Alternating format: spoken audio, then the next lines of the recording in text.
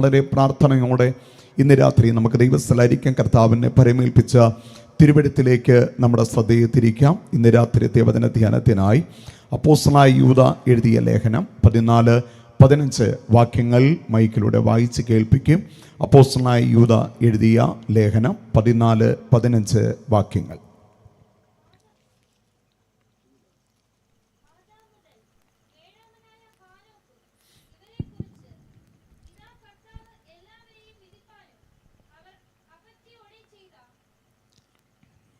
ഭക്തിവിരുദ്ധമായ സകല പ്രവൃത്തികളും നിമിത്തം ഭക്തികെട്ട പാപികൾ തന്റെ നേരെ പറഞ്ഞ സകല നിഷ്ഠൂരങ്ങളും നിമിത്തവും ഭക്തികെട്ടവരെ ഒക്കെയും ബോധം വരുത്തുവാനും 1000 വിശുദ്ധന്മാരോടുകൂടെ വന്നിരിക്കുന്നു എന്ന് പ്രവചിച്ചു. സ്തോത്രം. തിരുവെഴുത്തിൽ അനുഗ്രഹീതമായ ലേഖനങ്ങളിൽ ഉൽപ്പത്തി പുസ്തകം മുതൽ വെളിപ്പാട് പുസ്തകം വരെയുള്ള ചരിത്രരേഖകളെ തിക്കി നിറച്ചിരിക്കുന്ന അനുഗ്രഹീതമായ ഒരു ലേഖനമാണ് യൂദാ അപ്പോസ്തലൻ എഴുതിയ ലേഖനം. ആകെ 21 ലേഖനങ്ങളാണ് ദൈവസഭയുടെ ആത്മീക വർധനവിന് വേണ്ടി, ആത്മീക ആശീർവാദങ്ങൾക്ക് വേണ്ടി ദൈവസഭയ്ക്ക് അപ്പോസ്തലന്മാർ കൈമാറിയത്. അത് എഴുതുവാൻ ദൈവാത്മാവിൽ പ്രചോദിതരായ നിയമിക്കപ്പെട്ട അനുഗ്രഹീതരമായ അപ്പോസ്തലന്മാർ 5 പേരാണ്. അപ്പോസ്തലനായ പൗലോസ്ലീഹ, അപ്പോസ്തലനായ യാക്കോബ്, അപ്പോസ്തലനായ പത്രോസ്ലീഹ, അപ്പോസ്തലനായ യോഹന്നാൻ, അപ്പോസ്തലനായ യൂദാ. ഈ 5 വ്യക്തിത്വങ്ങളാണ് 21 ലേഖനങ്ങൾ എഴുതുവാൻ ഇടയാക്കിയത്. അതിൽ യൂദാ അപ്പോസ്തലന്റെ ലേഖനം വളരെ ചുരുങ്ങിയ എന്ന് പറഞ്ഞാൽ ഒരേ ഒരു അധ്യായം മാത്രമുള്ള ഒരു ലേഖനമാണ്. പണ്ടൊരാൾ ഇങ്ങനെ പറഞ്ഞു, യൂദയുടെ ലേഖനം പോലെ ആശീർവദിക്കപ്പെട്ട അനുഗ്രഹിക്കപ്പെട്ട വേറൊരു ലേഖനമില്ലല്ലോ. അദ്ദേഹം കെട്ടിഞ്ഞാണ് ചത്താൽ എന്താ, അദ്ദേഹം നല്ലൊരു ലേഖനം ദാനം ചെയ്തിട്ടല്ലേ പോയത് എന്ന് ചിലർ പറഞ്ഞു കേട്ടിട്ടുണ്ട്. ദൈവിക വചനത്തിൻ്റെ ഭാഗങ്ങളെ ഗ്രഹിക്കാത്തത് കൊണ്ട് അബദ്ധവശാൽ ഇങ്ങനെ ചിന്തിക്കുന്നവരും പറയുന്നവരും ഇന്നും കുറവല്ല എന്നുള്ളതാണ് വാസ്തവം. വാസ്തവത്തിൽ ഈ ലേഖനം എഴുതിയത് കർത്താവായ യേശുക്രിസ്തുവിനെ 30 വെള്ളിക്കാശിന് വിറ്റ് വിലമേടിച്ച യൂദാ അപ്പോസ്തലനല്ല. പിന്നെയോ യൂദയുടെ ലേഖനം ആരംഭവാക്യം മുതൽ വായിക്കുമ്പോൾ തന്നെ പറയുന്നു, അവൻ കർത്താവായ യേശുക്രിസ്തുവിൻ്റെ ദാസനും യാക്കോബിൻ്റെ സഹോദരനുമായ യൂദാ എഴുതിയത്. മാനകുലത്തിൻ്റെ രക്ഷയ്ക്കായി കാലത്തിൻ്റെ തികവിങ്കൽ ഇഹലോകത്തിലേക്ക് അവതരിച്ച കർത്താവായ യേശുക്രിസ്തുവിൻ്റെ സഹോദരൻ അഥവാ വിശുദ്ധ മറിയാമിൽ ജനിച്ച ഇളയ സഹോദരനായ യൂദാ. കർത്താവായ യേശുക്രിസ്തുവിൻ്റെ ക്രൂശീകരണം വരെ ക്രിസ്തു ദൈവപുത്രനെന്ന് അദ്ദേഹം അംഗീകരിച്ചിരുന്നില്ല. എന്നാൽ ക്രൂശീകരണത്തിന് ശേഷം, അവിടുത്തെ ഉയർത്തെഴുന്നേൽപ്പിന് ശേഷം ഞങ്ങളുടെ ഉടപ്പിറപ്പായി പിറന്ന യേശു കർത്താവ് വാസ്തവത്തിൽ ദൈവപുത്രനായിരുന്നു, ഞങ്ങൾ അറിയുവാൻ ലേറ്റായി പോയി എന്ന അനുതാപത്തോടുകൂടെ ക്രിസ്തു ശിഷ്യനായി ക്രിസ്തുവിൻ്റെ പിന്നാലെ ഇറങ്ങിത്തിരിച്ച അനുഗ്രഹീതനായ ദൈവഭക്തനായിരുന്നു യൂദാ. ലേഖനഭാഗങ്ങൾ പരിശോധിച്ചാൽ, വിശുദ്ധ ഗ്രന്ഥം പരിശോധിച്ചാൽ യൂദമാരിൽ 6 പേരുടെ പേര് യൂദാ എന്ന പേരിൽ അറിയപ്പെടുന്നുണ്ട്. അതിൽ ഒരുവനായ അനുഗ്രഹീതനായ യൂദാ അപ്പോസ്തലൻ എഴുതിയ ഈ ലേഖനത്തിനകത്ത് 14-15 വാക്യങ്ങൾക്കകത്ത് രേഖപ്പെടുത്തിയിരിക്കുന്ന ലോകചരിത്രത്തിൽ അഥവാ ക്രൈസ്തവ ചരിത്രത്തിൽ അറിയപ്പെടുന്ന ദൈവത്തോട് കൂടെ നടന്ന, ദൈവത്തിനു വേണ്ടി സംസാരിച്ച, ദൈവത്തിനു വേണ്ടി അർപ്പണം ചെയ്ത, ദൈവത്തിനു വേണ്ടി പ്രവചിച്ച, ദൈവസന്നിധിയിൽ എടുക്കപ്പെട്ട അനുഗ്രഹീതനായ ഒരു ദൈവഭക്തന്റെ പേരവിടെ രേഖപ്പെടുത്തിയിട്ടുണ്ട്. അദ്ദേഹമാണ് ഹാനോക്ക്. ആദാം മുതൽ 7-മനായ ഹാനോക്കിനെ കുറിച്ച് ഉൽപ്പത്തി പുസ്തകം 5-ാമത്തെ അധ്യായം 22 മുതലുള്ള വാക്യങ്ങൾ രേഖപ്പെടുത്തിയിട്ടുണ്ട്. എന്നാൽ അവിടെ അദ്ദേഹം ഒരു പ്രവാചകനെന്നോ മശിഹായെക്കുറിച്ച് പ്രവചിച്ചതായോ അവിടെ രേഖപ്പെടുത്തിയിട്ടില്ല. എന്നാൽ ചരിത്രത്തിൻ്റെ ഏടുകളെ പരിശോധിച്ച യൂദാ അപ്പോസ്തലൻ ഒരു കാര്യം അവിടെ രേഖപ്പെടുത്തിയിരിക്കുന്നു, ഹാനോക്കും ഇതിനെക്കുറിച്ച് പ്രവചിച്ചിരിക്കുന്നു. അദ്ദേഹം പ്രവചിച്ച അതിപ്രധാനപ്പെട്ട 4 കാര്യങ്ങളാണ് യൂദാ അപ്പോസ്തലൻ ഈ ലേഖന ഭാഗത്തിൻ്റെ 14-15 വാക്യങ്ങളിൽ രേഖപ്പെടുത്തിയിട്ടുള്ളത്. ഈ ഭാഗങ്ങൾ നമ്മൾ വായിച്ചാൽ, 1, മശിഹ വരും എന്നതിൻ്റെ ഉറപ്പ്. 2, അവിടുത്തെ വരവ് ആസന്നമാണ് എന്നതായ കാര്യം. 3, അവിടുന്ന് വരുന്നതിൻ്റെ വിധം. 4 അവിടുന്ന് വരുന്നതിൻ്റെ ഉദ്ദേശം. ഈ 4 കാര്യങ്ങളാണ് യൂദാപ്പോസ്തലൻ 14-15 വാക്യങ്ങളിൽ അവിടെ രേഖപ്പെടുത്തിയിട്ടുള്ളത്. ഒന്നുകൂടെ ഞാൻ നിങ്ങളെ ഒന്ന് വായിച്ചു കേൾപ്പിക്കുന്നു. ഒന്നുകൂടെ ആ വാക്യം മൈക്കിലൂടെ വായിച്ചു കേൾപ്പിക്കും. ആദാം മുതൽ 7-ാമനായ ഹാനോക്കും ഇവരെ കുറിച്ച്, ഇതാ കർത്താവ് എല്ലാവരെയും വിധിപ്പാനും അവർ അഭക്തിയോടെ ചെയ്ത ഭക്തിവിരുദ്ധമായ സകല പ്രവൃത്തികളും നിമിത്തം ഭക്തികെട്ട പാപികൾ തൻ്റെ നേരെ പറഞ്ഞ സകല നിഷ്ഠൂരങ്ങൾ നിമിത്തവും ഭക്തികെട്ടവരെ ഒക്കെയും ബോധം വരുത്തുവാനും 1000 വിശുദ്ധന്മാരോട് കൂടെ വന്നിരിക്കുന്നു എന്ന് പ്രവചിച്ചു. ഇവിടെ പ്രവചന ഭാഗത്തിന്റെ 1-ാമത്തെ ഭാഗം യൂദാപ്പോസ്തലൻ പറഞ്ഞിരിക്കുന്നത് കൃത്യമായി യേശു കർത്താവ് വരും എന്നതിൻ്റെ ഉറപ്പ് ഇവിടെ വ്യക്തമാക്കുകയാണ്. ആ ഉറപ്പിന് ആസ്പദമായി വേദപുസ്തക താളുകൾ പരിശോധിച്ചാൽ ആദിമ പുസ്തകമായ ഉൽപ്പത്തി പുസ്തകം മുതൽ വെളിപ്പാട് പുസ്തകം വരെ കർത്താവായ യേശു ക്രിസ്തുവിൻ്റെ വരവിനെ വ്യക്തമാക്കുന്നുണ്ട്. ഏകമനുഷ്യനാൽ പാപവും പാപത്താൽ മരണവും ലോകത്തിലേക്ക് കടന്നു വന്നതുപോലെ ഏക മനുഷ്യനായ ഒടുക്കത്തെ ആദമായ ക്രിസ്തു മുഖാന്തരം മാനവകുലത്തിന് പാപമോചനവും വീണ്ടെടുപ്പും നൽകി എന്നുള്ള റോമാലേഖനം 5-ാമത്തെ അധ്യായം 12-ാമത്തെ വാക്യത്തിൽ സവിസ്തരമായി അപ്പോസ്തലനായ പൗലോസ് രേഖപ്പെടുത്തിയിരിക്കുക. കർത്താവായ യേശു ക്രിസ്തുവിൻ്റെ 1-ാം വരവിനെ കുറിച്ച് പ്രഖ്യാപിച്ചതുപോലെ 2-ാമത്തെ വരവും വേദപുസ്തകം അതിവ്യക്തമായി തന്നെ അത് വ്യക്തമാക്കുന്നുണ്ട്. എന്നാൽ ഈ കാലഘട്ടത്തിൽ കർത്താവായ യേശു ക്രിസ്തുവിൻ്റെ വരവിൽ വിശ്വാസമില്ലാത്തവരായി തീർന്നിരിക്കുന്ന, അകത്തും പുറത്തും ഒന്നുപോലെ, അകത്തെന്ന് പറഞ്ഞാൽ രക്ഷയുടെ അനുഭവം പ്രാപിച്ച് വിശ്വാസത്തിലേക്ക് കടന്നു വന്ന ദൈവമക്കളിൽ ഭൂരിപക്ഷം പേരും ക്രിസ്തുവിൻ്റെ വരവിൽ പ്രത്യാശിക്കുന്നില്ല എന്നുള്ളതാണ് വാസ്തവം. പുറത്ത് ക്രിസ്തുവിനെ അറിയാത്ത ജനതയും മാനവകുലത്തിന്റെ രക്ഷകനായ യേശു ക്രിസ്തുവിൽ വിശ്വസിക്കുകയോ ക്രിസ്തുവിന് 2ാമത് വരുമെന്ന് അവർ അംഗീകരിക്കുകയോ ചെയ്യുന്നില്ല. അപ്പോസ്തലനായ പത്രോസ് അതിനെക്കുറിച്ച് 2 പത്രോസ് ലേഖനം 3-ാമത്തെ അധ്യായം 3 മുതലുള്ള വാക്യത്തിൽ അദ്ദേഹം പറയുന്ന വാക്കുകൾ നിങ്ങൾ ശ്രദ്ധിച്ചാലും 2 പത്രോസ് ലേഖനം 3-ാമത്തെ അധ്യായം 3 മുതലുള്ള വാക്യങ്ങൾ, 2 പത്രോസ് ലേഖനം 3-ാമത്തെ അധ്യായം 3 മുതലുള്ള വാക്യം. അവന്റെ പ്രത്യക്ഷതയുടെ വാഗ്ദത്തം എവിടെ? പിതാക്കന്മാർ നിദ്ര കൊണ്ട ശേഷം സകലതും സൃഷ്ടിയുടെ ആരംഭത്തിങ്കിൽ ഇരുന്നതുപോലെ തന്നെ ഇരിക്കുന്നു എന്ന് പറഞ്ഞ് സ്വന്തം മോഹങ്ങളെ അനുസരിച്ച് നടക്കുന്ന പരിഹാസികൾ പരിഹാസത്തോടെ അന്ത്യകാലത്ത് വരുമെന്ന് വിശേഷാൽ അറിഞ്ഞുകൊള്ളുവിൻ. അപ്പോസ്തലനായ പത്രോസ് പറയാണ്, അന്ത്യകാലത്ത് വരുമെന്ന് അറിഞ്ഞുകൊള്ളുക. ആര് വരും? മാനവകുലത്തിന്റെ രക്ഷകനായ യേശുക്രിസ്തുവിന്റെ വരവ് നടക്കില്ല എന്ന് പറഞ്ഞ് അധിക്ഷേപിക്കുന്ന അനേകർ അന്ത്യകാലത്ത് വരും. അങ്ങനെയാണെങ്കിൽ ചോദ്യം, അന്ത്യകാലം എന്ന് പറഞ്ഞാൽ എപ്പോഴാണ് ആരംഭം? അപ്പോസ്തലപ്രവൃത്തി 2-ാമത്തെ അധ്യായം നിങ്ങൾ വായിക്കുമ്പോൾ അവിടെ അപ്പോസ്തലനായ പത്രോസ് കൂടി വന്ന ജനക്കൂട്ടത്തിന്റെ മധ്യത്തിൽ എഴുന്നേറ്റ് നിന്നുകൊണ്ട് യോവേൽ പ്രവാചകന്റെ പുസ്തകത്തെ ആസ്പദമാക്കി പ്രഭാഷണം നടത്തുന്നുണ്ട്.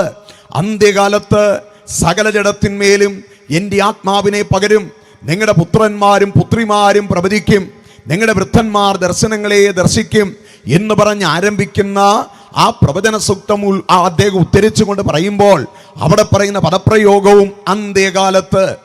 അങ്ങനെയാണെങ്കിൽ കർത്താവായ യേശു ക്രിസ്തു സ്വർഗാരോഹണം ചെയ്ത് പരിശുദ്ധാത്മാവെന്ന കാര്യസ്ഥൻ ലോകത്തിലേക്ക് കടന്നു വന്ന് അടയാളമായി അഗ്നിനാവുകൾ അവർക്ക് പ്രത്യക്ഷമായി ആത്മാവ് അവർക്ക് ഉച്ചരിപ്പാൻ നൽകിയതുപോലെ അന്യഭാഷകൾ ദൈവത്തെ സ്തുതിച്ച ആ കാലഘട്ടത്തിൽ ഏകദേശം 15-ലധികം ഭാഷ സംസാരിക്കുന്ന ആയിരക്കണക്കിന് ജനക്കൂട്ടം 120 പേർ ഒരുമിച്ച് കൂടിയ മർക്കോസിന്റെ മാളിക മുറിയുടെ മുമ്പിൽ വന്ന് കൂടുമ്പോൾ അവരുടെ ഇടയിലുണ്ടായ അഭിപ്രായ വ്യത്യാസങ്ങളെ തിരുത്തുവാൻ ആത്മനിറവിൽ അപ്പോസ്തലനായ പത്രോസ് പ്രഭാഷണം നടത്തുമ്പോൾ അവിടെ ഉപയോഗിച്ച പദപ്രയോഗവും അന്ത്യകാലം എന്നതാണ്. അങ്ങനെയാണെങ്കിൽ അന്ത്യകാലത്തിന്റെ ആരംഭ കാലഘട്ടം ദൈവസഭ ഈ ഭൂതലത്തിൽ രൂപം കൊണ്ട അതേ സമയമാണ്. ആ കാലഘട്ടത്തിൽ തന്നെ ദുരുപദേശങ്ങൾ ആരംഭിച്ചു കഴിഞ്ഞു. അപ്പോസ്തലപ്രവൃത്തിയുടെ പുസ്തകം 19-ാമത്തെ അധ്യായം 29 മുതലുള്ള വാക്യങ്ങൾ വായിച്ചു വരുമ്പോൾ എഫെസോസിൽ നിന്ന് വിരമിക്കുന്ന 3 വർഷത്തെ ശുശ്രൂഷ നിർവഹിച്ച് ആയിരക്കണക്കിന് ജനങ്ങളെ കർത്തൃനാമത്തിനു വേണ്ടി കർത്തൃ ശുശ്രൂഷയ്ക്കായി ഒരുക്കി കർത്തൃവേലയ്ക്ക് വേണ്ടി വേർതിരിച്ച് എഫെസോസിൽ നിന്ന് മടങ്ങുന്ന അപ്പോസ്തലനായ പൗലോസ് ഇങ്ങനെ പറഞ്ഞു, ഞാൻ ഇവിടുന്ന് പോയി കഴിഞ്ഞാലുടൻ ആട്ടിൻകൂട്ടത്തെ ആദരിക്കാതെ തെറ്റിച്ച് കളയുന്ന കൊടിയ ചെന്നായ്ക്കൾ നിങ്ങളുടെ ഇടയിൽ കിടക്കും. അവർ നിങ്ങളുടെ ഇടയിൽ കിടന്നിട്ട് വിപരീത ഉപദേശം പ്രസ്താവിക്കുന്ന പലരും നിങ്ങളുടെ ഇടയിൽ നിന്ന് എഴുന്നേക്കാൻ ഇടയായി തീരും. ഞാൻ ഇവിടം വിട്ടൊന്ന് ഇറങ്ങാൻ ചിലർ കാത്തിരിക്കുകയാണ്. ഞാൻ ഇറങ്ങിയാൽ ഉടൻ തന്നെ ദുരുപദേശം പ്രസംഗിക്കുന്ന പ്രചരിപ്പിക്കുന്ന ചിലർ നിങ്ങളുടെ ഇടയിൽ നിന്ന് തന്നെ എഴുന്നേൽക്കും. അപ്പോൾ ദുരുപദേശം ഇന്ന് മാത്രമല്ല, സഭയുടെ ആരംഭ കാലഘട്ടത്തിൽ തന്നെ ദുരുപദേശങ്ങൾ പ്രചരിപ്പിക്കപ്പെടുന്ന അനുഭവങ്ങൾ ഉണ്ടായി. അതുകൊണ്ട് അദ്ദേഹം പറഞ്ഞത്, ഈ 3 വർഷം നിങ്ങളോട് കൂടെ പാർത്ത് കൂടെ ഇരുന്ന് പ്രയോജനമുള്ളതൊന്നും മറച്ചു വെക്കാതെ ഞാൻ നിങ്ങളോട് പ്രസ്താവിച്ചത് നിങ്ങളൊന്നും മറന്നു പോകാതിരിക്കാൻ സൂക്ഷിപ്പീൻ. ഇനി നിങ്ങളിൽ ആരെങ്കിലും നഷ്ടപ്പെട്ടു പോയാൽ ഞാൻ ഉത്തരവാദിയല്ല. വീടുതോറും വ്യക്തിപരമായും നിങ്ങളോട് അറിയിച്ച സന്ദേശത്തെ നിങ്ങളുടെ ഹൃദയത്തിൽ സംഗ്രഹിക്കണം. അപ്പോസ്തലനായ പൗലോസ്ലീഹ തീമോഥെയോസിന് ലേഖനം എഴുതുമ്പോൾ ഇപ്രകാരം രേഖപ്പെടുത്തി, പുനരുത്ഥാനം കഴിഞ്ഞു എന്ന് പറഞ്ഞ് അനേകരുടെ മനസ്സുകളെ ഇളക്കിക്കളയുന്ന അലക്സാണ്ടർ ഹുമനയോസ് എന്നിവർ പുനരുത്ഥാനം കഴിഞ്ഞു എന്ന് പറഞ്ഞ് അവർ പ്രസംഗിച്ചു കൊണ്ടിരിക്കുകയാണ്. വീണ്ടും അദ്ദേഹം പറഞ്ഞു, ഹുമനയോസ്, അലക്സാണ്ടർ എന്നിവർ അവരും ഇതേ കൂട്ടത്തിലുള്ളവരാണ്. പുനരുത്ഥാനം നടക്കില്ല, പുനരുത്ഥാനം കഴിഞ്ഞു എന്ന് പറഞ്ഞ് പ്രസ്താവനകൾ നടത്തുന്നവർ. അപ്പോൾ കർത്താവായ യേശുക്രിസ്തുവിന്റെ മടങ്ങിവരവ് നടക്കില്ലെന്ന് പറഞ്ഞ് ഇന്നല്ല പ്രസംഗം ആരംഭിച്ചത്. സഭയുടെ ആരംഭ കാലഘട്ടത്തിൽ തന്നെ സൃഷ്ടിച്ച നാള് മുതൽ സകലതും അങ്ങനെ തന്നെ ഇരിക്കുന്നു. ഈ കാലഘട്ടത്തിന് മാറ്റങ്ങളൊന്നും സംഭവിക്കുന്നില്ല. പ്രകൃതിക്ഷോഭങ്ങൾ സ്വതവേ വരുന്നതാണ്. ഇല്ലാതെ ക്രിസ്തുവിന്റെ വരവിന്റെ അടിത്തറകളും അടിസ്ഥാനങ്ങളും അല്ല എന്ന് പറഞ്ഞ് ദുരുപദേശങ്ങൾ പഠിപ്പിക്കുന്ന ദുരുപദേഷ്ടാക്കന്മാർ അക്കാലഘട്ടത്തിൽ ഉണ്ടായിരുന്നപ്പോൾ അപ്പോസ്തലനായ യൂദ ഈ ലേഖനത്തിൽ വ്യക്തമായി പറയുകയാണ്, നമ്മുടെ പ്രത്യാശയായ കർത്താവ് ഇതാ വേഗം വരുന്നു. ഹല്ലേലൂയ. അദ്ദേഹം അതിന്റെ ഉറപ്പ് നൽകുകയാണ്. കൊരിന്തി ലേഖനത്തിൽ അപ്പോസ്തലനായ പൗലോസ് ഇങ്ങനെ പറയുന്നുണ്ട്, ഏത് കാര്യവും 2 or 3 സാക്ഷികളാൽ ഉറപ്പുവരുത്താം. അങ്ങനെയാണെങ്കിൽ ക്രിസ്തുവിന്റെ വരവിനെ കുറിച്ച് ഉറപ്പുവരുത്തുന്ന 1-ലധികം സാക്ഷ്യങ്ങൾ പ്രസ്താവിക്കാമെന്ന് ചോദിച്ചാൽ ഒന്നിലധികമല്ല, 2-ലധികം സാക്ഷ്യങ്ങൾ പറയാം. ഒന്നാമത്തെ സാക്ഷ്യം മാനവകുലത്തിന്റെ രക്ഷകനായ യേശു ക്രിസ്തു തന്നെ ആ സാക്ഷ്യം പറയാനിടയായി തീർന്നു. ഗെരസമന തോട്ടത്തിൽ വെച്ച് അറസ്റ്റ് ചെയ്യപ്പെട്ട് 5 കോടതികളിൽ 6 പ്രാവശ്യം വിസ്തരിക്കപ്പെട്ട മാനവകുലത്തിന്റെ രക്ഷകനായ യേശു ക്രിസ്തുവിനെ പൗരോഹിത്യ മര്യാദ പ്രകാരം അവർ വിസ്താര സദസ്സിൽ നിർത്തുമ്പോൾ പുരോഹിതൻ ചോദിക്കുകയാണ്, വാസ്തവത്തിൽ നീ യഹൂദന്മാരുടെ രാജാവോ? നീ പറയുന്നത് പോലെ വാസ്തവത്തിൽ നീ മശിഹയാണോ? അതിന് യേശു കർത്താവ് കൊടുത്ത മറുപടി ഇങ്ങനെയാണ്, അതെ, നിങ്ങൾ പറയുന്നത് പോലെ തന്നെ ഞാൻ ആകാശമേഘങ്ങളെ വാഹനമാക്കി വരുന്നത് നിങ്ങൾ കാണും. യേശു കർത്താവ് തന്നെ അതിന് മറുപടി കൊടുത്തു, ഞാൻ ഇപ്പോൾ വന്നത് മാനവകുലത്തിന്റെ രക്ഷയ്ക്കാണ്. ഇനി ആകാശമേഘങ്ങളെ വാഹനമാക്കി വരുന്നത് നിങ്ങൾ കാണും. 2 ദൂതന്മാരുടെ സാക്ഷ്യം. അപ്പോസ്തല പ്രവൃത്തി 1-ാമത്തെ അധ്യായം 8-ാമത്തെ വാക്യത്തിൽ യേശു കർത്താവ് ശിഷ്യന്മാരോട് പറഞ്ഞത് ഇങ്ങനെയാണ്, ആകയാൽ നിങ്ങൾ പുറപ്പെട്ട്, നിങ്ങൾ ശക്തി ലഭിച്ച ശേഷം നിങ്ങൾ പുറപ്പെട്ട് ഭൂലോകത്തിലൊക്കെയും എന്റെ സാക്ഷികളാകണം. യെരുശലേമിൽ, ശമരിയയിൽ, യഹൂദയിൽ, അതിനുശേഷം ഭൂലോകത്തിലൊക്കെ എന്റെ സാക്ഷികളാകണം. ഇത് പറഞ്ഞിട്ട് യേശു കർത്താവ് ശിഷ്യന്മാർക്കാകെ ഒലിവുമലയിൽ നിന്ന് സ്വർഗാരോഹണം ചെയ്യുകയാണ്. മേഘങ്ങളെ വാഹനമാക്കി അവിടുന്ന് കടന്നു പോകുമ്പോൾ പ്രതീക്ഷകൾ നഷ്ടപ്പെട്ടവരെ പോലെ, പ്രത്യാശ മങ്ങിയവരെ പോലെ യേശു കർത്താവിന്റെ സഹശിഷ്യന്മാർ വളരെയേറെ ദുഃഖത്തോടെ നോക്കി നിൽക്കുന്ന സമയം 2 ദൂതന്മാർ അവർക്ക് പ്രത്യക്ഷമായി. അവർ പറഞ്ഞ വാക്കുകൾ ഇങ്ങനെയാണ്, ഗലീല പുരുഷന്മാരെ, നിങ്ങൾ ആകാശത്തിലേക്ക് നോക്കി നിൽക്കുന്നതെന്ത്? നിങ്ങളെ വിട്ട് സ്വർഗാരോഹണം ചെയ്ത യേശു പോയതുപോലെ മടങ്ങി വരും. ഹല്ലേലൂയ. അവിടുന്ന് പോയതുപോലെ മടങ്ങി വരും. 3-ാമത്തെ സാക്ഷ്യം അപ്പോസ്തലന്മാരാണ്. അപ്പോസ്തലന്മാർ പ്രഖ്യാപിക്കപ്പെട്ട 21 ലേഖനങ്ങൾക്കകത്തും ചരിത്ര പുസ്തകമായ അപ്പോസ്തല പ്രവൃത്തിയിലും ഏക പ്രവചന ഗ്രന്ഥമായ ഒടുവിലത്തെ ഗ്രന്ഥമായ വെളിപ്പാട് പുസ്തകത്തിലും മാനവകുലത്തിന്റെ രക്ഷകനായ യേശു ക്രിസ്തു മടങ്ങി വരും എന്നത് സവിസ്താരം അവർ പ്രഖ്യാപിക്കുന്നുണ്ട്. അവരുടെ പ്രത്യാശ മുഴുവൻ യേശു കർത്താവിന്റെ മടങ്ങി വരവാണ്. നീറോ ചക്രവർത്തി ഭരണം നടത്തുന്ന കാലഘട്ടത്തിൽ ദൈവസഭ ഭയാനകമായ കഷ്ടതകളിലൂടെ കടന്നു പോകുന്ന കാലം, വേദനകളിലൂടെ കടന്നു പോകുന്ന കാലം. അവരുടെ പ്രിയപ്പെട്ട പലരും രക്തസാക്ഷികളായി മാറി. പലരും അവർക്ക് നഷ്ടമായി. ഈ കാലഘട്ടത്തിൽ വളരെ ദുഃഖിതരായി കുടുംബാംഗങ്ങൾ ഇരിക്കുമ്പോൾ അപ്പോസ്തലനായ പൗലോസ്ലീഹ 1 തെസ്സലോനിക്ക ലേഖനം 4-ാമത്തെ അധ്യായം 16 മുതലുള്ള വാക്യത്തിൽ പറഞ്ഞ വാക്കുകൾ ഇങ്ങനെയാണ്. ആമേൻ. നമ്മുടെ കർത്താവായ യേശുക്രിസ്തു ഗംഭീരനാദത്തോടും ആമേൻ ദൈവത്തിന്റെ കാഹളത്തോടും പ്രധാന ദൂതന്റെ ശബ്ദത്തോടും കൂടെ വരികയും ക്രിസ്തുവിൽ മരിച്ചവർ മുമ്പേ ഉയർത്തെഴുന്നേൽക്കുകയും ജീവനോടെ ശേഷിക്കുന്ന നാം രൂപാന്തരപ്പെടുകയും ചെയ്യും. ഇങ്ങനെ നാം ഒരുമിച്ച് കർത്താവിനെ എതിരേൽപ്പാൻ മേഘങ്ങളിൽ എടുക്കപ്പെടും. ഈ വചനങ്ങളെ കൊണ്ട് അന്യോന്യം ആശ്വസിപ്പിച്ചുകൊള്ളുവീൻ. ഹല്ലേലൂയ. ആമേൻ. സ്തോത്രം. 4 പ്രവാചക സന്ദേശങ്ങൾ. ആമേൻ. തിരുവെടുത്ത് പഴയ നിയമവും പുതിയ നിയമവും ഒന്നുപോലെ പരിശോധിച്ചാൽ മാനവകുലത്തിന്റെ രക്ഷകനായ ക്രിസ്തുവിന്റെ ആമേൻ വരവിനെ കുറിച്ച് പ്രധാനപ്പെട്ട 3 സന്ദേശങ്ങൾ വേദപുസ്തകം നമുക്ക് നൽകുന്നുണ്ട്. ഒന്നാമത്തെ സന്ദേശം മാനവകുലത്തിന്റെ രക്ഷ സാധ്യമാക്കാൻ കാലത്തിന്റെ സമ്പൂർണതയിൽ സ്ത്രീയുടെ സന്തതിയായി യേശു ക്രിസ്തു ലോകത്തിലേക്ക് അവതരിക്കും എന്ന ഒന്നാമത്തെ തെളിവ്. പ്രവാചകനായ യെശയ്യാവിന്റെ 66 അധ്യായങ്ങൾ അടങ്ങുന്ന ലഘു ഗ്രന്ഥം തന്നെ അതിന് ഉത്തരം നൽകുകയാണ്. അവൻ യെശയ്യാ പ്രവാചകന്റെ പുസ്തകം 7-ാമത്തെ അധ്യായം 14-ാമത്തെ വാക്യം അവിടെ വ്യക്തമാക്കുന്നു. ആമേ സ്ത്രീയിൽ നിന്നായിരിക്കും മാനവകുലത്തിന്റെ രക്ഷകന്റെ ജനനം. ജനന സ്ഥലം ബത്ലഹേം ആയിരിക്കും. ആമേൻ. അതിന്റെ 9-ാമത്തെ അധ്യായം യെശയ്യാ പ്രവചനം 9-ാമത്തെ അധ്യായം 6-ാമത്തെ വാക്യം നമുക്ക് നൽകുന്ന മറുപടി, നമുക്കൊരു ശിശു ജനിച്ചിരിക്കുന്നു, നമുക്കൊരു മകൻ നൽകപ്പെട്ടിരിക്കുന്നു, ആധിപത്യം അവന്റെ തോളിലിരിക്കും. അവിടുന്ന് അത്ഭുതമന്ത്രി, വീരനാം ദൈവം, നിത്യപിതാവ്, സമാധാന പ്രഭു എന്ന് പേർ വിളിക്കപ്പെടും. 11-ാമത്തെ അധ്യായം 1 മുതലുള്ള വാക്യം മാനവകുലത്തിന്റെ രക്ഷകനായ യേശുക്രിസ്തുവിന്റെ ആമേൻ വംശപാരമ്പര്യം യഹൂദാ ഗോത്രത്തിൽ ഈശായുടെ കുലത്തിൽ ഈശായുടെ വേരിൽ നിന്ന് ഒരു മുള പൊട്ടി പുറപ്പെടും. ആമേൻ. അവന്റെ പ്രത്യേകത എന്ത്? സകലത്തെയും ഭരിക്കുവാൻ കഴിയുന്നവൻ. അവൻ ദൈവാത്മാവിന്റെ നിറവിൽ ശുശ്രൂഷിക്കുന്നവൻ. ആമേൻ. ആമേൻ. വിഷണ്ണ മനസ്സുകളെ ആശ്വസിപ്പിക്കുന്നവൻ എന്നു തുടങ്ങി മാനവകുലത്തിന്റെ രക്ഷകനായ യേശുക്രിസ്തുവിന്റെ ജനന സ്ഥലം, ജനനത്തിന്റെ വസ്തുത, ജനിക്കുന്ന ഗോത്രം, ആമേ ജനിക്കുന്ന കുടുംബം, ഇനി ശുശ്രൂഷാ മേഖല, 1000 ആണ്ട് വാഴ്ച, ഇത്രയും കാര്യങ്ങൾ 11-ാമത്തെ അധ്യായം വ്യക്തമാക്കിയിട്ടുണ്ട്. വീണ്ടും 52, 53 അധ്യായങ്ങളിലേക്ക് വന്നാൽ മാനവകുലത്തിന്റെ രക്ഷകനായ യേശുക്രിസ്തുവിന്റെ കാൽവരി ക്രൂശിലെ പരമയാഗത്തെ അവിടെ വർണ്ണിക്കുകയാണ്. 53-ാമത്തെ അധ്യായം വ്യക്തമാക്കുന്നത്, കണ്ടാൽ ആളല്ല എന്ന് തോന്നുമാറ് വിരൂപരൂപിയായവൻ മാറും. ആമേൻ. അവന് രൂപഗുണമില്ല, കോമളത്വമില്ല, കണ്ടാൽ ആഗ്രഹിക്കത്തക്ക സൗന്ദര്യമില്ല. മനുഷ്യരാൽ ത്യജിക്കപ്പെട്ട് വ്യസനപാത്രമായി തീർന്ന ക്രിസ്തു. വീണ്ടും പ്രവാചകന്മാർ ക്രിസ്തുവിനെ കുറിച്ച് പറയുന്ന കാര്യങ്ങൾ, ആമേൻ, അവിടുന്ന് ആമേൻ കഴുതയുടെ മേലും കഴുതക്കുട്ടിയുടെ മേലും കയറി വരുന്ന സമാധാനത്തിന്റെ രാജാവ്. ഇനി അവിടുന്ന് വിസ്തരിക്കപ്പെടുന്ന ചരിത്രം, ആ ക്രിസ്തുവിനെ 30 വെള്ളിക്കാശിന് ഒറ്റിക്കൊടുക്കപ്പെടും. ആ ക്രിസ്തുവിനെ ഒറ്റിക്കൊടുത്ത കാശ് കൊണ്ട് രക്തനിലം അഥവാ അക്കൽദാമ, കുശവന്റെ നിലം വാങ്ങും.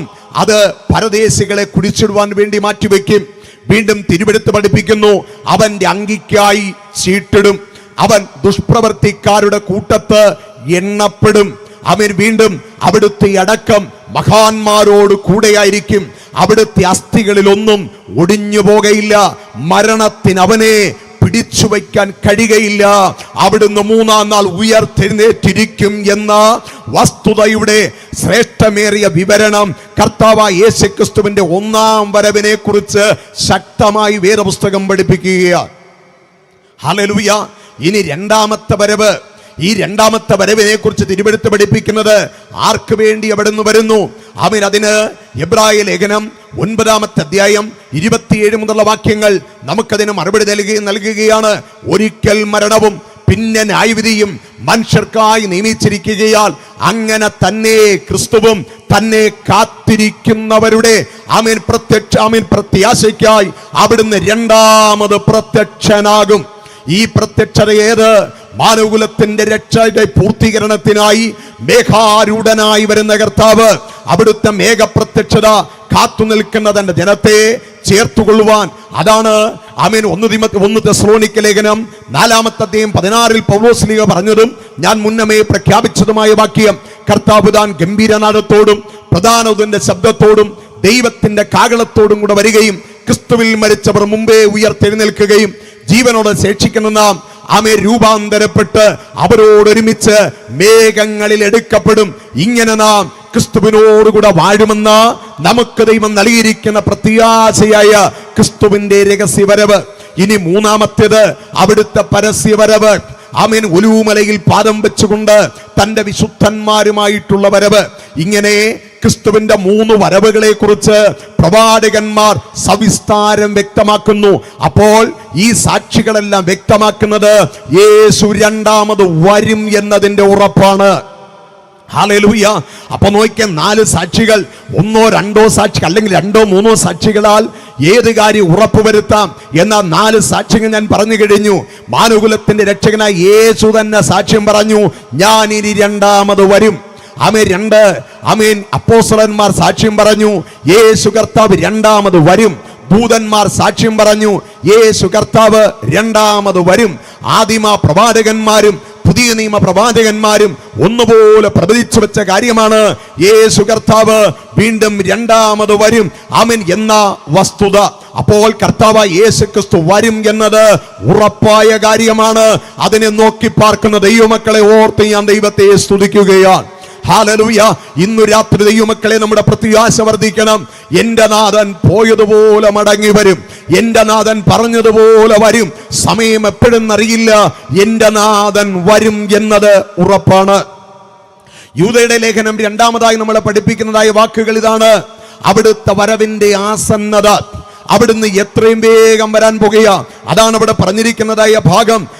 കർത്താവായ യേശു ക്രിസ്തു ഇതാ വന്നിരിക്കുന്നു. ക്രിസ്തു ഇതാ വന്നിരിക്കുന്നു. അവിടുത്തെ വരവിന്റെ ആസന്നത അവിടെ വ്യക്തമാക്കുകയാണ്. യേശു കർത്താവ് പറഞ്ഞ ചില കാര്യങ്ങൾ അതിന് അടയാളമാണ്. വെളിപ്പാട് പുസ്തകം 22-ാമത്തെ അധ്യായം 12-ാമത്തെ വാക്യവും അതിന്റെ 20-ാമത്തെ വാക്യങ്ങളും വായിച്ചാൽ ഈ ഭാഗങ്ങൾ നമുക്കത് വ്യക്തമായി പറഞ്ഞു തരികയാണ്. എന്റെ നാഥൻ എത്രയും വേഗം വരാൻ പോകുകയാണ്. ഒന്ന് വായിച്ചുള്ളൂ 12 മുതലുള്ള വാക്യങ്ങൾ.